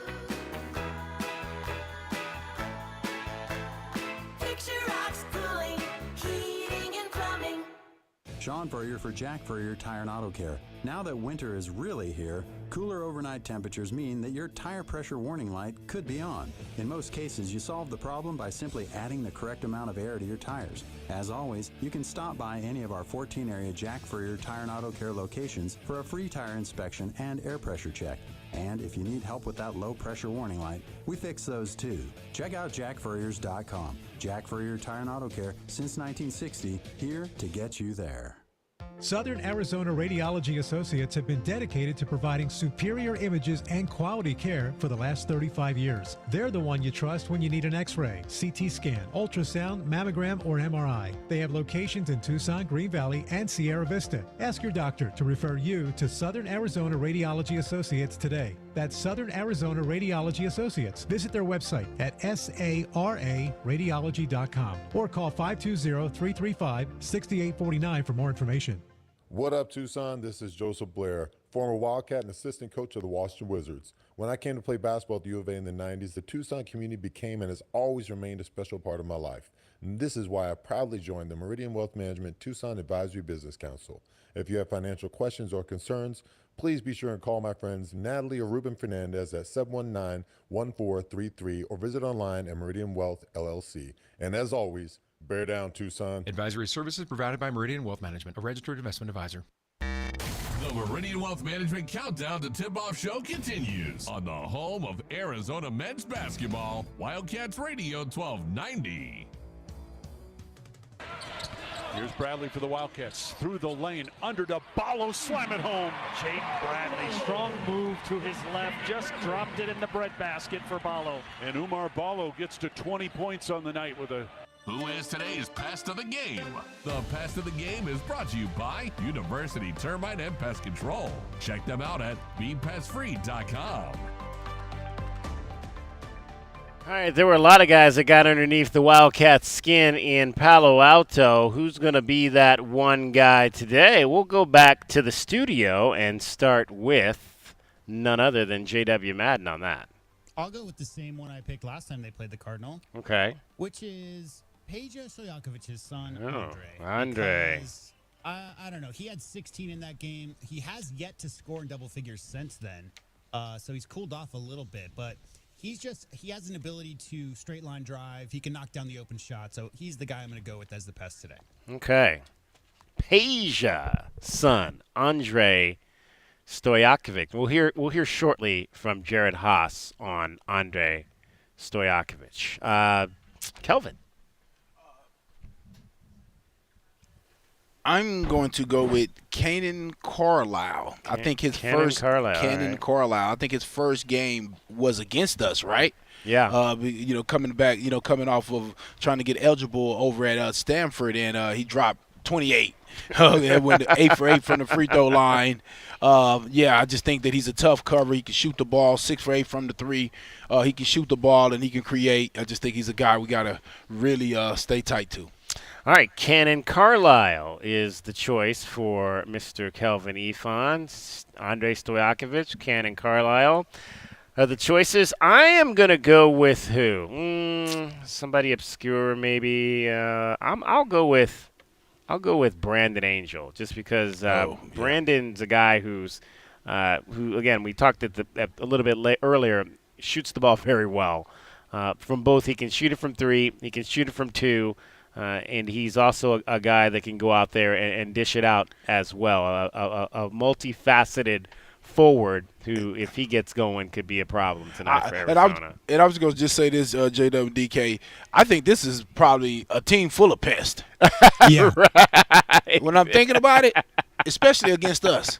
Yeah. A team full of pests, a team full of guys that could annoy you and get under your skin. That's not you ain't lying there, brother. You ain't lying there for sure. All right, so Cannon Carlisle, Brandon Angel, and Andre Stojakovic are the 3 guys that could potentially be problems for the Arizona Wildcats tonight here at McHale Center. That's today's Pest of the Game. The Pest of the Game is brought to you by University Termite and Pest Control. Visit BePestFree.com. Let's hear from the head coach of the Stanford Cardinal on his outstanding young freshman, the son of the NBA sharpshooter for many years up in Northern California, Sacramento with the Kings, Peja Stojakovic. His name is Andre, and Jarrett said he has an extremely bright future in this program. He's a dynamic player. He has the ability to create his own shot, kind of score in a variety of different ways. Has great length, can really create shots off a dribble, which not a lot of, honestly, players in college basketball can effectively do that. I think he's getting opportunities right now, and then he'll continue to get those opportunities. But when he sees Spencer and Brandon every day, when he sees how they work, how they show up, how they handle their business, you can't help but learn from that and grow from that. And I think he's in a great spot in that regard. Well, and you know, JW and I got a chance to talk to Coenje Gonzalez from Pima College earlier this week, and Peja in maybe in a more advanced state reminds me a little bit of Coenje, because not only can he shoot you down, but if you let him get to the rack, he'll dunk on you too. Yeah, I mean, that's kind of his MO these days. That's why I said straight line drive. If he gets his shoulders by you, he's going at that rim. I mean, that's because especially you see that a lot, Kelvin, with freshmen. They got their head down. Once they get past that first defender, you know, they're not maybe scoping to see if somebody's open at the top of the key. They're going right at that rim, and he's done that several times this year. Very impressive young man. And it seems to me, I mean, that's when you have that NBA pedigree, your dad played NBA. That seems like one of those things your dad tell you to do. Drive right to the rim and then go for the dunk. And if worst thing happen, you'll go to the free throw line. Exactly. Get to the line. Like that's what I've said all season. Get to the line. Shoot some free throws. And I would imagine he's pretty adept to that as well on the season. In fact, let's look up his number in terms of his free throw percentage. And he doesn't really get there a lot, though. Just 24 free throws in 20 ball games. Ooh, and he only shoots 58%. Wow, so maybe not something he does very well. You got to get there more. Yeah. You got to get there more. Yeah, absolutely, to get that number to that rim. up. All right. They have attempted 132 more threes than free throws this year. Wow. And that's why you don't get free throws. Exactly. Five out. You don't get fouled. I said it before. I've played some referees. We was playing a team, and I'm saying, man, why is it 7-2 fouls? And he said, because your team's shooting threes. And I said, oh.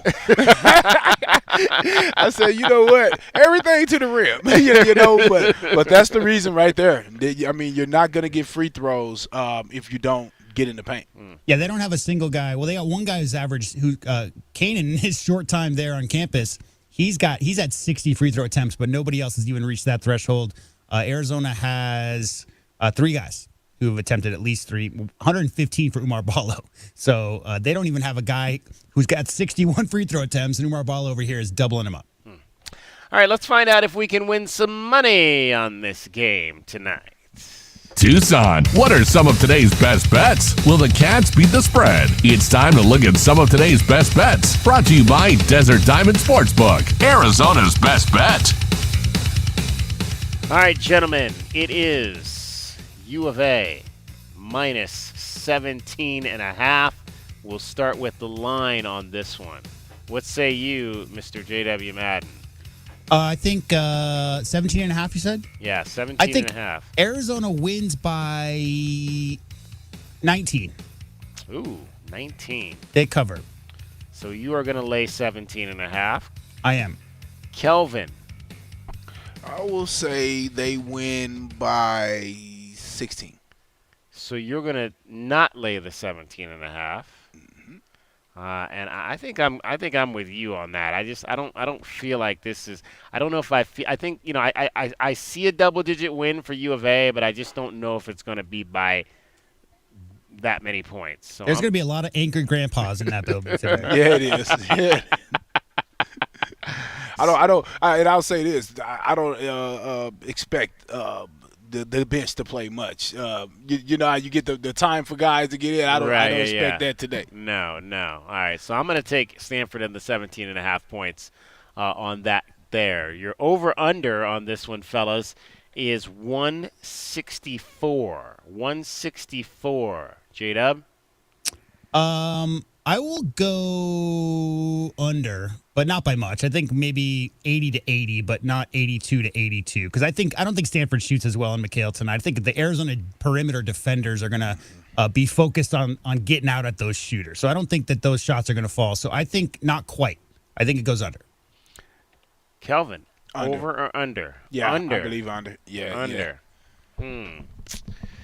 This is a tough one today, I think. This is a tough one. I mean, if Arizona 83 does to 81 is what we're looking at. If Arizona does what Arizona's done here, I think it's over. But I think I feel more comfortable going under on this one too. All right, so Kelvin and I are taking Stanford and the points and the under. J-Dub is giving the points with Arizona and the under. That is what we think has to happen for anybody to win money tonight. Those are today's best bets. They are brought to you by Desert Diamond Sportsbook, Arizona's best bet. It is the Meridian Wealth Management Countdown to Tip-Off show. Don't forget, Window Depot sponsors Arizona's top rebounding performance every night. It's the Window Depot glass cleaner of the game. Might be the Wildcat with the most rebounds. Might be the U of A star with the most impactful boards. We will tell you the Window Depot glass cleaner of the game coming up tonight on the Meridian Wealth Management post-game show. Arizona and Stanford, we're getting set for that ball game here tonight at McHale Center. The ladies have already won today as they knock off the ASU Sun Devils by a score of 63 to 52. And a little bit later, we'll hopefully get a chance to hear. We had a chance to talk to Skylar Jones a little earlier here on site. Skylar finished the game today with 9 points on 4 of 8 shooting. The Wildcats had 4 players in double figures, led by Esmeria Martinez, who had 18. Helena Puello and Brea Cunningham scored 11 each, and Courtney Blakely off the bench had 10 points for Arizona. The Wildcats in that game shot 46% to ASU's 36. Only Arizona does not. They're not really a three-point shooting team. They only took 6 in the game today, and did not necessarily shoot that well from the line either. Missing 9 of 17 from the line in the contest did Arizona, but they dominated in the paint, 42 to 28. Did the Wildcats today, and they win it. They led most of the way in this contest, except for early on. They win it by a score of 63 to 52. And Kelvin, as we kind of turn the corner here and get close to conference play, really for both these teams, you want to kind of start to I guess finalize who the key players are gonna be. As you go down the stretch, who are the folks that are going to be in? Well, Eddie only has 7, so she's not trying to finalize much in her rotation at this point. But has some new starters in the lineup and figuring out their roles with, like we talked about, Skylar Jones only making her 3rd start, how she fits and what you can do with her. It's interesting.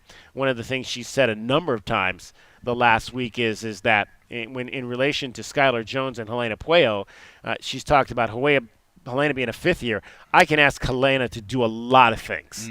I'm not going to ask Skylar to do a whole lot of things because I just want her to focus on, just the few things she knows as a true freshman to be comfortable out there playing. Yeah, I mean, if you ask too much, you can end up getting nothing, right? So you want to keep it as simple as possible because, right, you have to play immediately, and a lot of times that's what you're doing with the offenses and stuff because you want people you heard with the football team last year with the defense. You remember the coaches say, hey, we just got to keep it simple. Yeah, keep it simple so these guys can go out there and make plays. And that's what you want to do with the young ladies right now because you want them to be confident. You don't want them thinking so much and it creates, indecisiveness. So I think Adia is doing a great job, especially for the numbers that she has and not being able probably to practice as much as you really want to and still being able to execute her game plans. Not a great shooting day for Jada Williams today, just 2 for 10. I saw her pass up a few shots I would have liked. I think she she's not to the point where she didn't have the green light that Helena has. I mean, with Helena, like, she can take whatever shots she wants to take.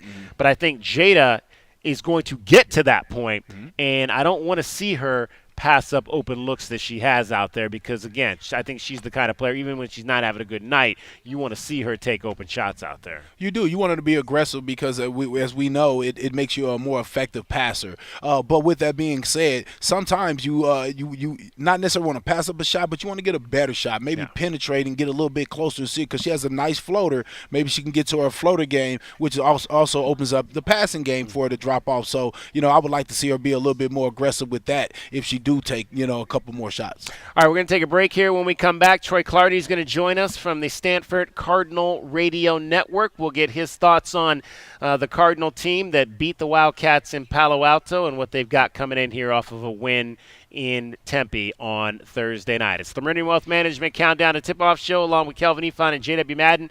I'm David Kelly. You're listening to Wildcats Radio 1290.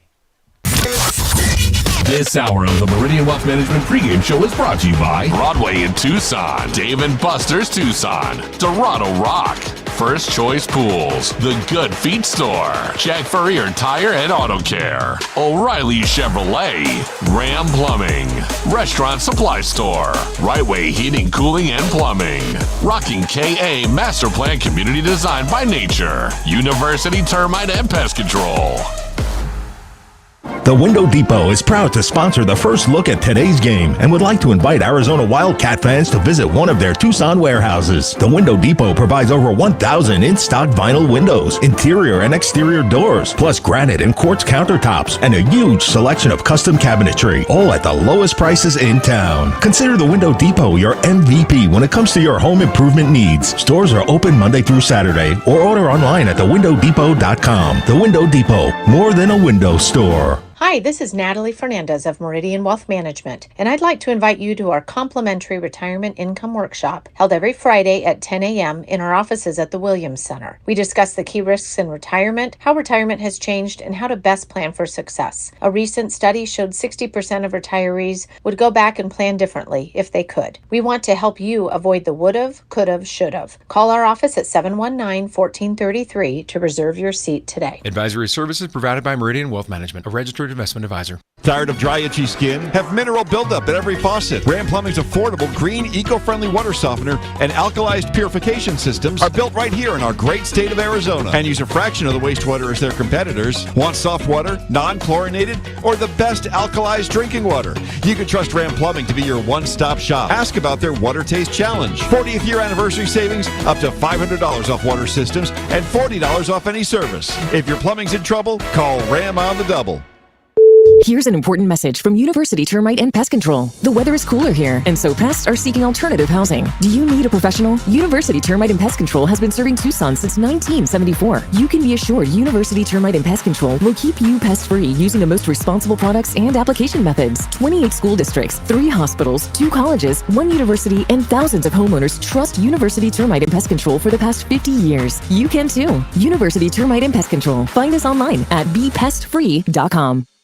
Driving the lane, dunking on the competition, and playing as a team. These are things we'll see this season watching our Wildcats play basketball. These happen to be the things you'll also find when you buy your next vehicle from O'Reilly Chevrolet. The only difference is at O'Reilly, nobody gets penalized for traveling. Heck, we actually encourage it. See us on Broadway next to Park Place Mall. Call 747-8000 or find new roads at O'Reilly.com where you can experience our version of a steal. O'Reilly Chevrolet, more than a great price. O'Reilly Chevrolet.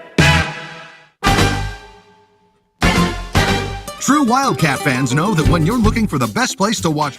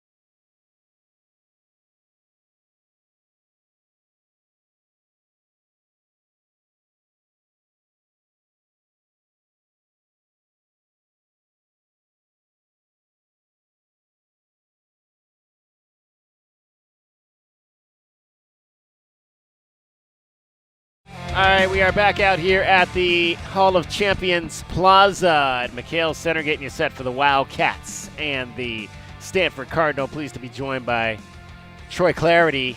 He is the voice of the Stanford Cardinal on radio, first season, calling the games. We've had him on. This is our third time, I think, we've had him on for football. And the game prior to this one here, which ended up with 16 three-point shots, Troy. What did you – maybe they are going to bring food. They are bringing food after all. Okay. My timing was perfect. Oh, man, we're in the right place today. Look at that right there. Oh, my goodness. Look at this here. Ooh, we got some Okay. We got some tri-tip. Oh, appreciate y'all. My goodness. Okay. Oh, man, that's beautiful. Gracious. Thank you, guys. How man. about Thank that? you, brothers. Thank you. Oh, my goodness.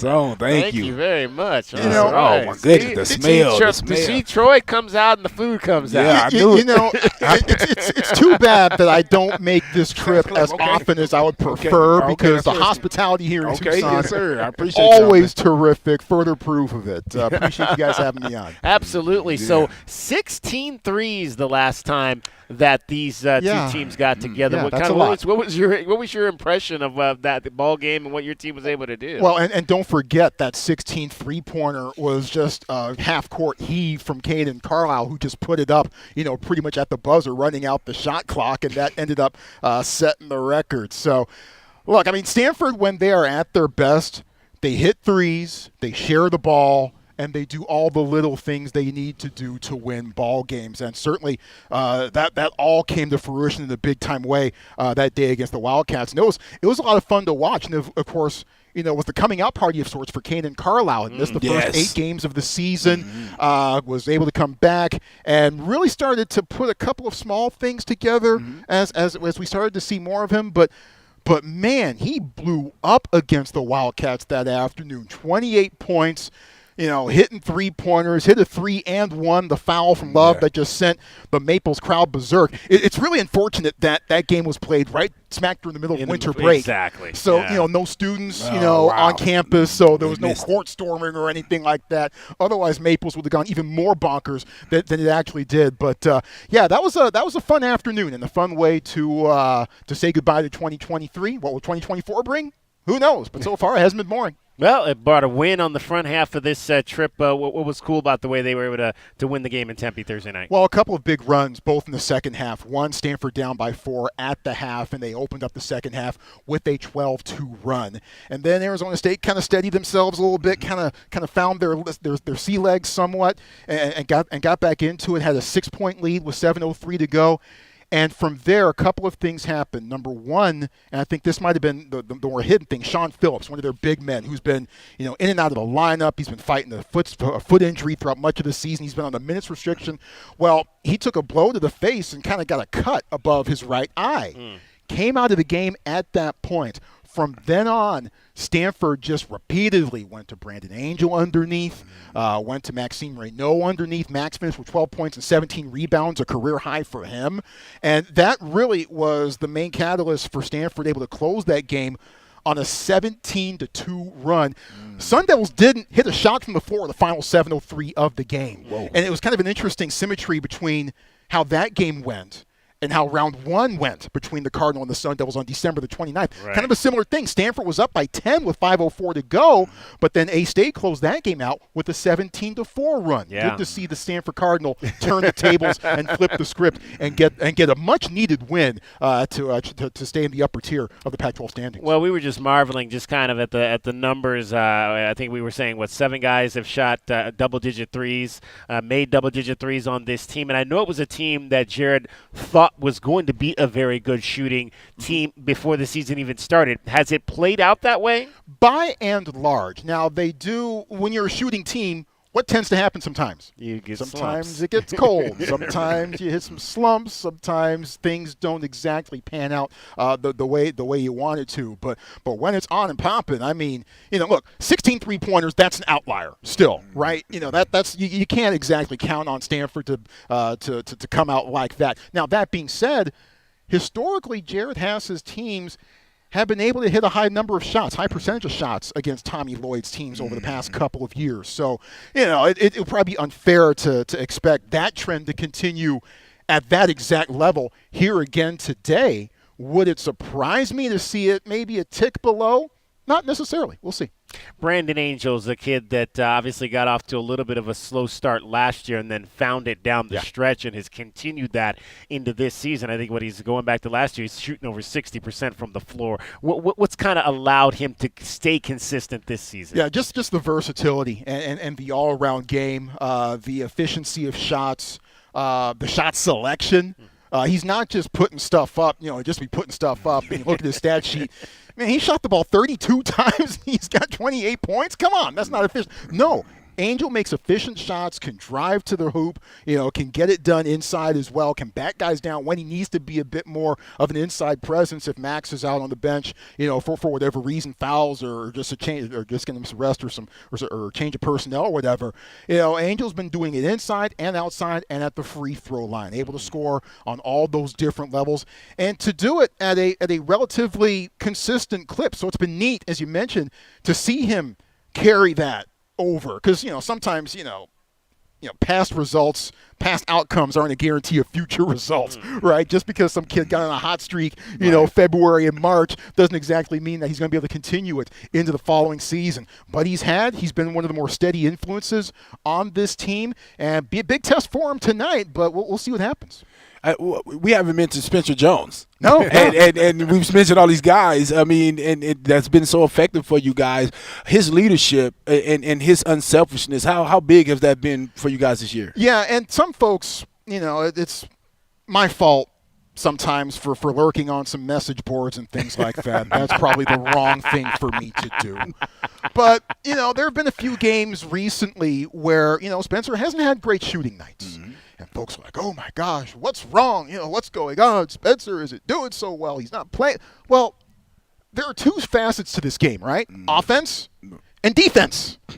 Offensively, there have been a couple of games where he has been off, and he's been battling a wrist injury. He was battling it in the preseason. It's kind of continued and flared up off and on throughout the course of the season. So that certainly hasn't helped out matters much. Right. Now he did light up, Washington UW for 30 points and hit 8 3-pointers along the way, and that was just a couple weeks ago. Exactly. So he does still very much have those kinds of nights in his arsenal, and it's not just a far away, far gone thing. It's a very recent sample size there. But defensively, that has not fallen off the table. That has been consistent every single game. Blocking shots, lockdown defense. He gave UW fits, not just offensively as mentioned, but on the defensive end of the floor as well. And that's, when he started out his career, he really stood out to me for what he did on the defensive end of the floor. Just nonstop hustle, diving for loose balls, although Jared Hass says, Spencer, hey, with your wrist the way it is, if I see you diving for a ball anymore, I'm going to run you till you How do you turn that off? How do you turn that off? Right? And sometimes there was a sequence in Tempe on Thursday where Spencer was on the floor rolling around trying to get the ball, and you're kind of cringing a little bit and going, hey, Spencer, kind of dial it back a little bit. But it's not just what he does offensively and with the leadership as well, as you mentioned, but defensively. The offense has kind of come and gone a little bit, and that might be a bit of a health thing, but the defense has always been there every single night, and that's critical, right? Yeah, you want to win games like this, you have to. You better pack your defense. You better, especially here. Especially here. Especially here. Troy Clarity is joining us here. He's the Stanford play-by-play man. Today's scouting report brought to you by Ram Plumbing. When your plumbing is in trouble, call Ram on the double. You mentioned health. Jared Bynum has been dealing with a little bit of an injury. Only played, 9 minutes on Thursday night. What's his status coming in? Yeah, he should be okay and good to go for this one. Now, the bigger issue is Kanan Carlisle, as he got banged up a little bit, only played 16 minutes and did not return after getting a bit of a knock in the second half. So some question as to his availability. Now, what's that going to mean for Stanford? That means that we're, in all likelihood, if Kanan's not able to go, we're going to see a bit more of Benny Geeler. Walk-on guy, just earned his scholarship over the offseason. Okay. And, the coaches, I remember asking Jared, before the season began, hey, is there an under-the-radar player that we don't know about yet? And he, without hesitation, Benny Geeler, that's the guy, given all-out effort in practice, and he's really come along throughout the preseason. And it's been fun to watch him grow as the season has gone along as well. I mean, that game at UCLA was a rock fight, but, Geeler had a +11, team high in 21 minutes of work against the Bruins that night. And on Thursday against Arizona State, I mean, look, you guys know that style of play that Bobby Hurley plays. I mean, they'll pressure you as you're coming off the bus. You know, you're trying to hit the concession stand. You know, you got Frankie Collins with his hand up in your face. You know, all those sorts of things. Benny played more minutes than Jared Bynum and Kanan Carlisle. Benny played 20 on Thursday. 4 assists, no turnovers. Against the Sun Devils. And he has had moments where he has performed very, very well in an under-the-radar kind of way. He's not, you know, obviously when you're looking at a stat sheet, the first thing you generally go to is the total points column. And you go, oh, my gosh, Juju Watkins had 51. Let's just start from – but there are also a bunch of other hidden stats that go along into it as well, and that's where Gieler really starts to shine. So, you know, how much we see of him, I'm sure he's going to play a pretty big role in this game this afternoon. Before we let you go, Andrei Stojakovic, how's he progressed since we saw you guys last? He is learning how to adjust to playing against more physical teams. And look, that's part and parcel of the freshman experience, right? You know, I mean, it's not quite as physical on the high school level as it is on the D1 level, especially in the Pac-12 and on the Power 5 level. I gotta stop saying Power 5 starting in a couple months or so. Right. But you know, he's learning and figuring out how to react when teams are playing more physically against him. Now, when he is on. Lights out shooter and can create. With Kanan Carlisle's status and maybe a little bit of question here for Stanford here today. Okay, well, who can create? Kanan can, but you know, how much is he going to be able to give Stanford today? Stojakovic can too. So let's see how that plays into tonight as well. Now, you know, still learning. You know, he might learn some things on the defensive side here tonight when he's out on the floor as well. But he's performed well overall, but still has a pretty high ceiling to achieve. Troy does games for the NFL and Compass Media Networks. Did you see either of the Chiefs or the Niners, and what's the call there? I did do the Niners-Cowboys game, the Sunday Night Football game, back in early October, and that was just an absolute laugher, unfortunately. We were really searching for compelling content there. I was actually asking, hey, Danny White was my analyst, and I was like, hey, Danny, I hate to bring this up, but you know, back in '81, you know, Cowboys played the Niners at Candlestick Park, and they got their rumps kicked dead too. And Danny was like, "Well, why are you bringing it up?" Then I was like, "Danny, it's a 32-point game in the fourth quarter. I'm struggling for compelling content here." But you know, hey, how do you turn that around? You know, how did you guys turn that around and eventually, you know, play the Niners again, you know, in the NFC Championship game? And we know how that ended with Dwight Clark making the catch. Look. The year 2020 knocked me out of the prediction business. I'll put it that way. But I will say this: can Pacheco for Kansas City continue? Hard runner, can get to the outside. What is the Niners' biggest problem been defensively so far in this postseason? Defending the outside run. I'm sure that Andy Reid knows this quite well. I'm sure that he has a couple wrinkles designed to get Pacheco going. So I think, you know, knee jerk, you know, 7 days out of the 7 days away, you know, from the game.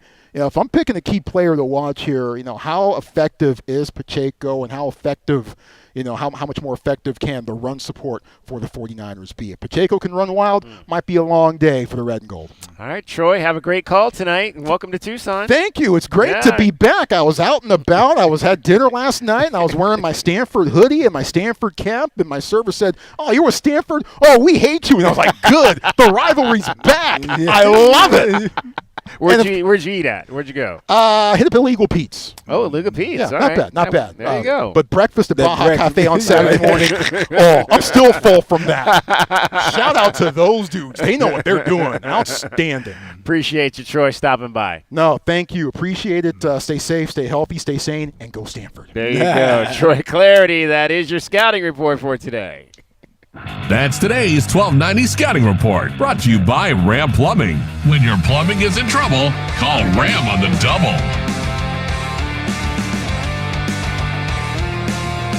This is the Meridian Wealth Management Countdown and Tipoff Show on the home of Arizona men's basketball. Wildcats Radio 1290.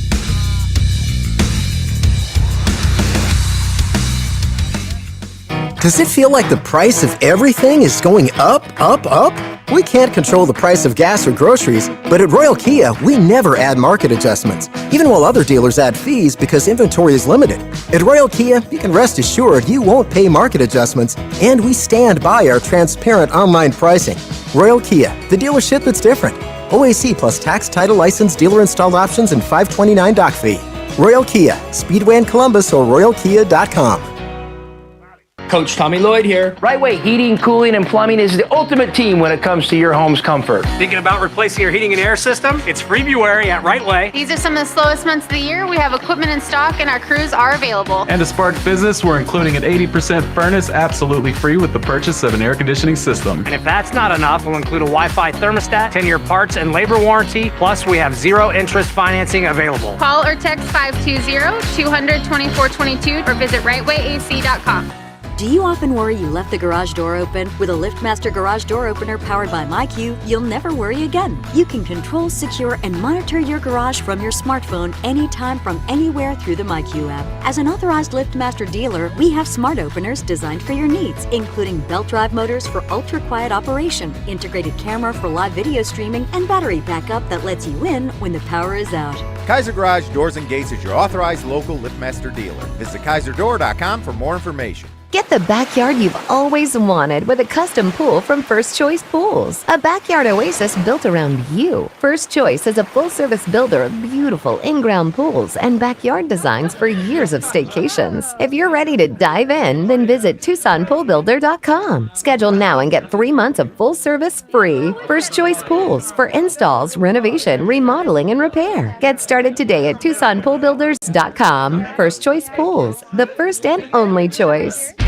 Frog and Firkin, a standout among the bars and restaurants in the University area. Frog and Firkin does what very few pubs can, combine a festive atmosphere and great beer with a menu that could stand on its own in any restaurant setting. A sports enthusiast dream with over 30 TVs, 30 beers on tap, and over 100 import and domestic bottles. Daily drink and food specials, and the kitchen is serving until 10. A standout in the University area. Frog and Firkin. Eat local, support local. frogandfirkin.com. Cool Willie's Air and Plumbing. Always trust the big guy. Mention your Wildcats and receive $50 off any repair at coolwillies.com. Cool Willie's is proud to be a partner of the University of Arizona Wildcats basketball radio broadcast. Two powerful teams working hard for you to get the job done right every day. Cool Willie's Air and Plumbing. Big enough to help, small enough to care. Remember to mention your Wildcats and receive $50 off any repair. coolwillies.com.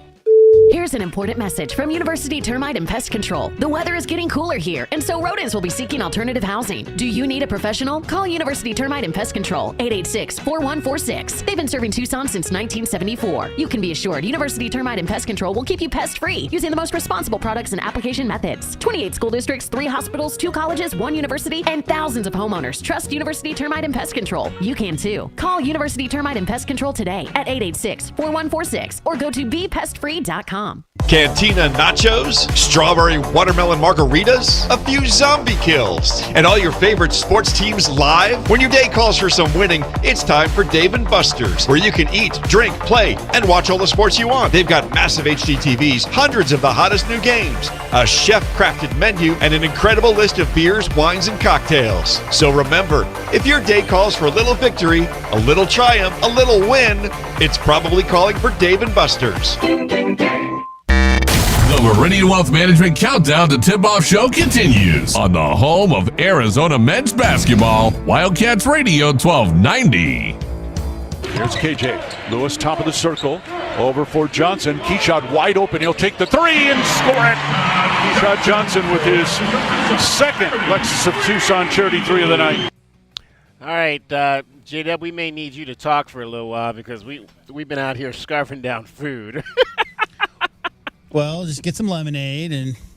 Oh man, that would be awesome. Now they last time they had the so they brought us some of the good food out here today. You know the folks that the real people, the dignitaries get to eat. The folks. So shout out. So you got that VIP food. Yeah, exactly. Yeah. Shout out the dudes from the cooks from Bear Down Kitchen. the chefs, I should say, because they actually are chefs, not cooks. Me and you, like if we were going to the restaurant, we're cooks, but these guys are chefs. So shout out the chefs from Bear Down Kitchen for hooking us up with some tri-tip beef and some wings, barbecue, and hot wings and everything else. It's JW, you'll have to talk for a bit because we're eating all this fancy food over here while you're stuck over there in the studio. Right. I'll bring you some back, man. I'll bring you a couple wings back, and you can take them and heat them up. How about that? Sounds good. All right. Okay, so let's Arizona women's basketball beat ASU 63-52. Let's hear Derek Palmer had a chance to chat after that ball game with Adia Barnes as her team wrapped up the season sweep of the Arizona State Sun Devils, winning 91-59 in Tempe and then 63-52 here in Tucson. Let's hear from the head coach after the win today. Is this one incredibly close throughout? It started off with 4 lead changes in the first 3 or 4 minutes, but as Mary Martinez was so active on the offensive side, what was leading to all of her success? Well, it's funny because before the game, I thought I'd really have to limit her minutes because she got a migraine before the game, so she was sick and missed half of warm-ups. So I was like, uh-oh, but then she came out like she was in fuego, so maybe migraines are a good thing for her. She was on the attack going against ASU's bigs, and that's kind of been her MO ever since that 4-game road trip. Was this kind of just taking it upon herself to be the offensive leader? Well, I think she was all over. It wasn't only offensively; it was rebounding. It was just super active and really carried us in the first half. I thought she played an incredible game. I mean, and she rebounded like she's capable of. 15 rebounds, 18 points. She was incredible. Yeah, had 8 points from her in the first quarter, and then 8 points from Blakely in the second quarter.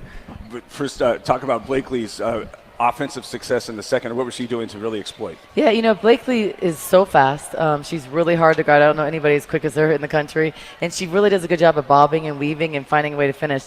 I thought missed a couple in the second half, but we were missing a lot of layups down the stretch. But I thought she did a great job defensively, putting full court pressure and running the team. A couple turnovers in the second half, which kind of we don't need, but she's doing a great job of running the team and giving us the spark from the bench.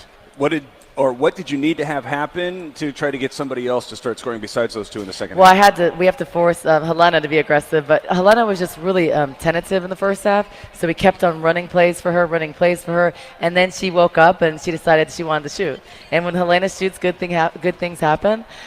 When she's on attack mode, she always makes the right read, so if she's open, she takes the shot. If not, she makes the right pass. So getting her involved in action and making her keep on running it, she's probably like, oh, darn, I'm running a play for me again. Yes, we are. But we need her to be like that, and she played how she's capable of playing every game, so we need her to do that. She finished with 11 points, but also 6 rebounds, 4 assists, 3 blocks, 3 steals. A typical Helena stat line, and 5 for 9 from the floor. Also, we're able to get 2 more blocks from Cunningham, but she's being aggressive, rotating underneath without picking up fouls now. Yeah, and Brea 5 for 7, and our team, credit to them because they were doing a good job of finding her in different actions. And I thought she did a good job of playing with fouls, and she's learning. You still see freshman mistakes from Brea, Skylar, but it's a process, and they're learning, and they're being pushed outside of their comfort zones a lot. They had it tied at 41 at the end of the third quarter. Our third quarter was bad. They shot 54% or 55%. What was leaving them open? Just out of position. So we were allowing them out of traps a lot. So when you see 2 people on the ball trapping, you can't let someone split or skip it to the corner. That means it's not a good trap and you're going to give open shots.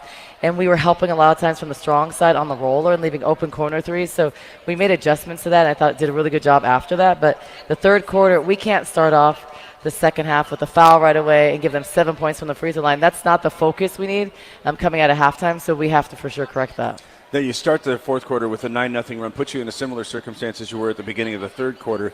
ASU was able to come back in the third quarter. What made it different in the fourth? Well, I just think that they made some adjustments, had better traps. We made some adjustments on our on-ball defense because it wasn't working for a second. And I thought just played a little bit more discipline, not allowing them to just get to the rim and foul every time.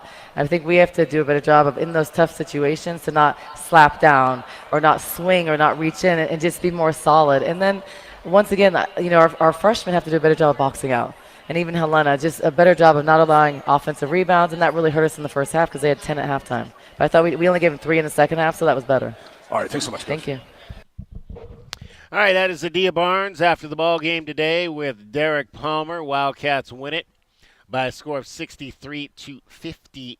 2 and take the Territorial Cup Series point and move into 8th place as they try to see if they can string some wins together. It's going to be tough next week because you're headed out to Los Angeles to take on the 2 teams out there, and both of those teams are ranked in the top 10 in Southern California, who swept the Bay Area schools, beating both Cal and Stanford, and UCLA, who managed a win over Cal but lost today to the Stanford Cardinal. So it will not be easy to pick up any wins next week, but the ladies will head out there and try to do just that. Meanwhile, here tonight, it's going to be Arizona men's basketball against Stanford. Let's tell you right now what we think needs to happen for the Wildcats to get their sweep against the Bay Area schools. Wildcats fans, our keys to the game are brought to you by the Royal Automotive Group. Royal Automotive, the dealership that is different. Show all the people this fancy food we got here. We got wings. Yeah, got barbecue, got some tri-tip sandwiches. Thanks again to the folks over at Bear Down Kitchen for hooking things up tonight and putting some food into Kelvin's belly so he can be right to analyze this game here tonight. Okay. All right, let's start. In fact, I'll start with you, Kelvin. Keys to the game tonight. What do you think the Wildcats need to do to get this victory? Well, in the game that we lost to them, we only had 12 assists, and they had 25. I think that we have to for sure up that assist total to 20, 21-ish, and that's going to be creating and getting guys open shots, key shot. A lot of other guys are being aggressive right now, so I think that should raise up. And we got to play some defense and make those guys play more one-on-one type basketball, and don't let those guys assist each other and get up to 25. I want to hold them down to like 16. I also believe that we need Keyshawn Johnson to stay aggressive, man. I think that when he's scoring, it just makes it easier on everybody having another veteran guy that understands how to play. And I just think we have to be there on these guys on the three-pointers. We can't allow these guys to attempt 25 threes. I want to get up there and keep their attempts under 25. Well, it's interesting. They've only shot 29% the last 2 games, so they're actually kind of struggling coming in here on the road. I hate to hear that. Those are both road games at California, which they lost, but obviously at Arizona State, a game that they were able to win. So have not been shooting it necessarily well the last 2 games. I think you got to keep them under. I think you got to keep them from making double digits. I think that's the first thing. We talked about that earlier. 6-3 this year when they make double-digit threes. So I'd like to see them stay underneath 10 made, which, if like you said, if you can keep them from shooting a lot, that's one of the keys there to keeping them from not getting too many on the made side of the game. And I like exactly what you said there in terms of the assists for Arizona. We finally got back up broke that string of games where they were under 20, got back above 20. Want to see them continue to share the basketball like we know that they can. I also think because this is a shooting team at Stanford, you've got to be able to rebound the basketball again. I don't know if you're going to get a 51-30 or whatever, the large rebounding advantage you had against California, but you've got to be able to secure the basketball. The guards have to be a very, very big part in that tonight for the Arizona Wildcats to have a chance to win. J-Dub. Number one, I think the best version of this Arizona Wildcats team is one that puts a lot of rim pressure on. So I want to see the guards get multiple feet, get 2 feet in the lane. That just opens everything up. Obviously, feed ball low. Maybe 45, 50 paint points today. That'll be a big key. Obviously, as you guys both said, we saw what happened in Palo Alto. Got to stick with the shooters. I'd like to see 35% or less. I think that's definitely a number that you'll look at. I know that you just said they've been shooting 29 these last couple of games. Probably a forebringer of things to come. As Kelvin says, they're probably due for a good game, but you just got to make sure no matter what that you get out at those shooters. And number 3, I agree with DK. I think you got to dominate the boards against this team. We're a lot of 5-out sets. Arizona with length advantages across the board for most positions. I'd like to see you got to finish rebounds with 2 hands. We talked about those Barlow tap outs in the post game last time. Go up strong with 2 hands. And just make sure that you stick with those guards. Long rebounds, a lot of long rebounds all over the place. Dominate the boards. That's a big key for me to winning tonight. All right, Arizona and Stanford tip-off coming up at 6 o'clock. Wildcats fans, that's our keys to the game. Brought to you by the Royal Automotive Group.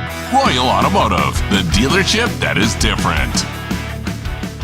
All right, I want you to hear a few more things here before we get out of here today. Stanford head coach Jared Haas, he's got. I mean, again, there are some young players on this team, as we mentioned, in Cannon Carlisle and Andrei Stojakovic, but he's also got a lot of veteran presence.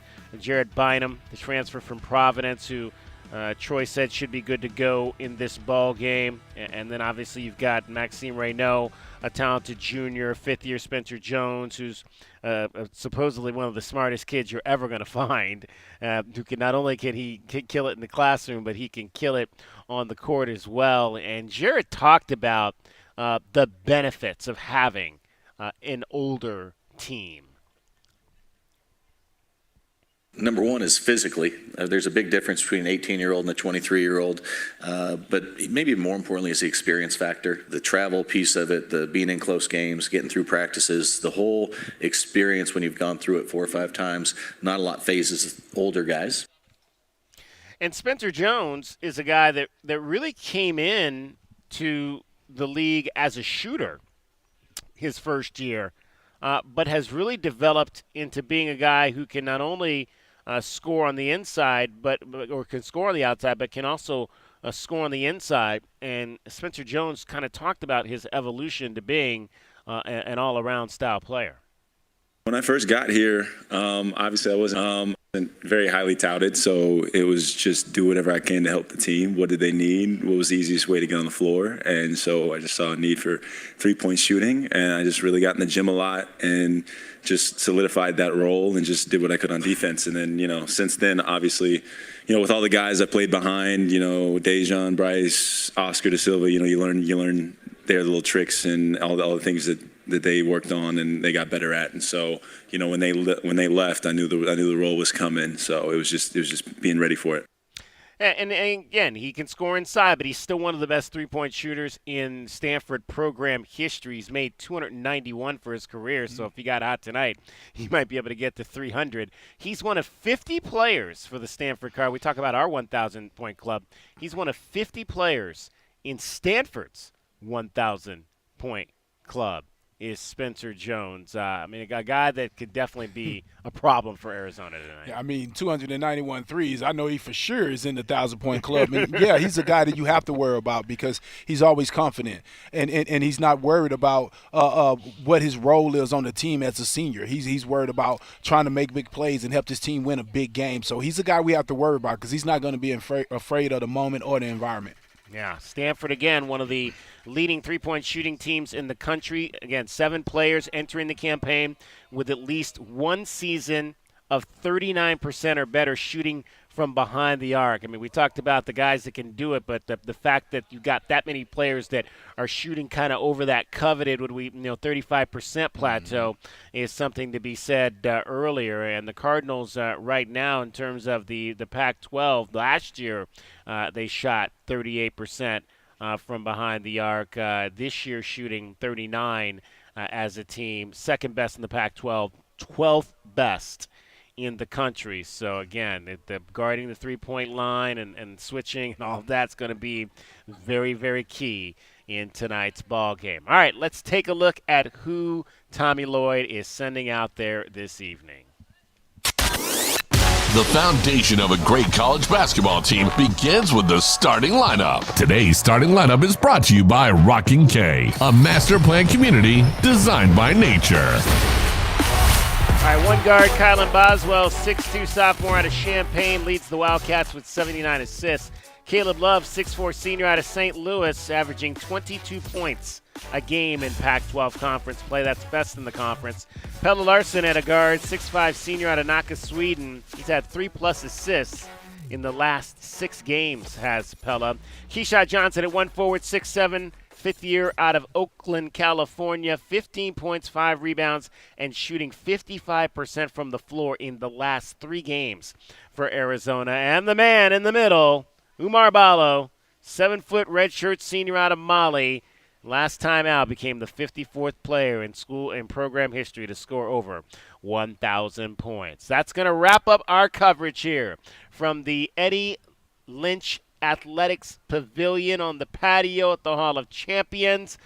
For Kelvin Efon, and J.W. Madden. Thanks to all of our guests that came by, Skylar Jones, as well as Troy Clarity, as well as Ariana Prather. Most of all, thanks to you for listening. Coming up next, it's number 11, Arizona, against the Stanford Cardinal. You'll hear it on Wildcats Radio 1290.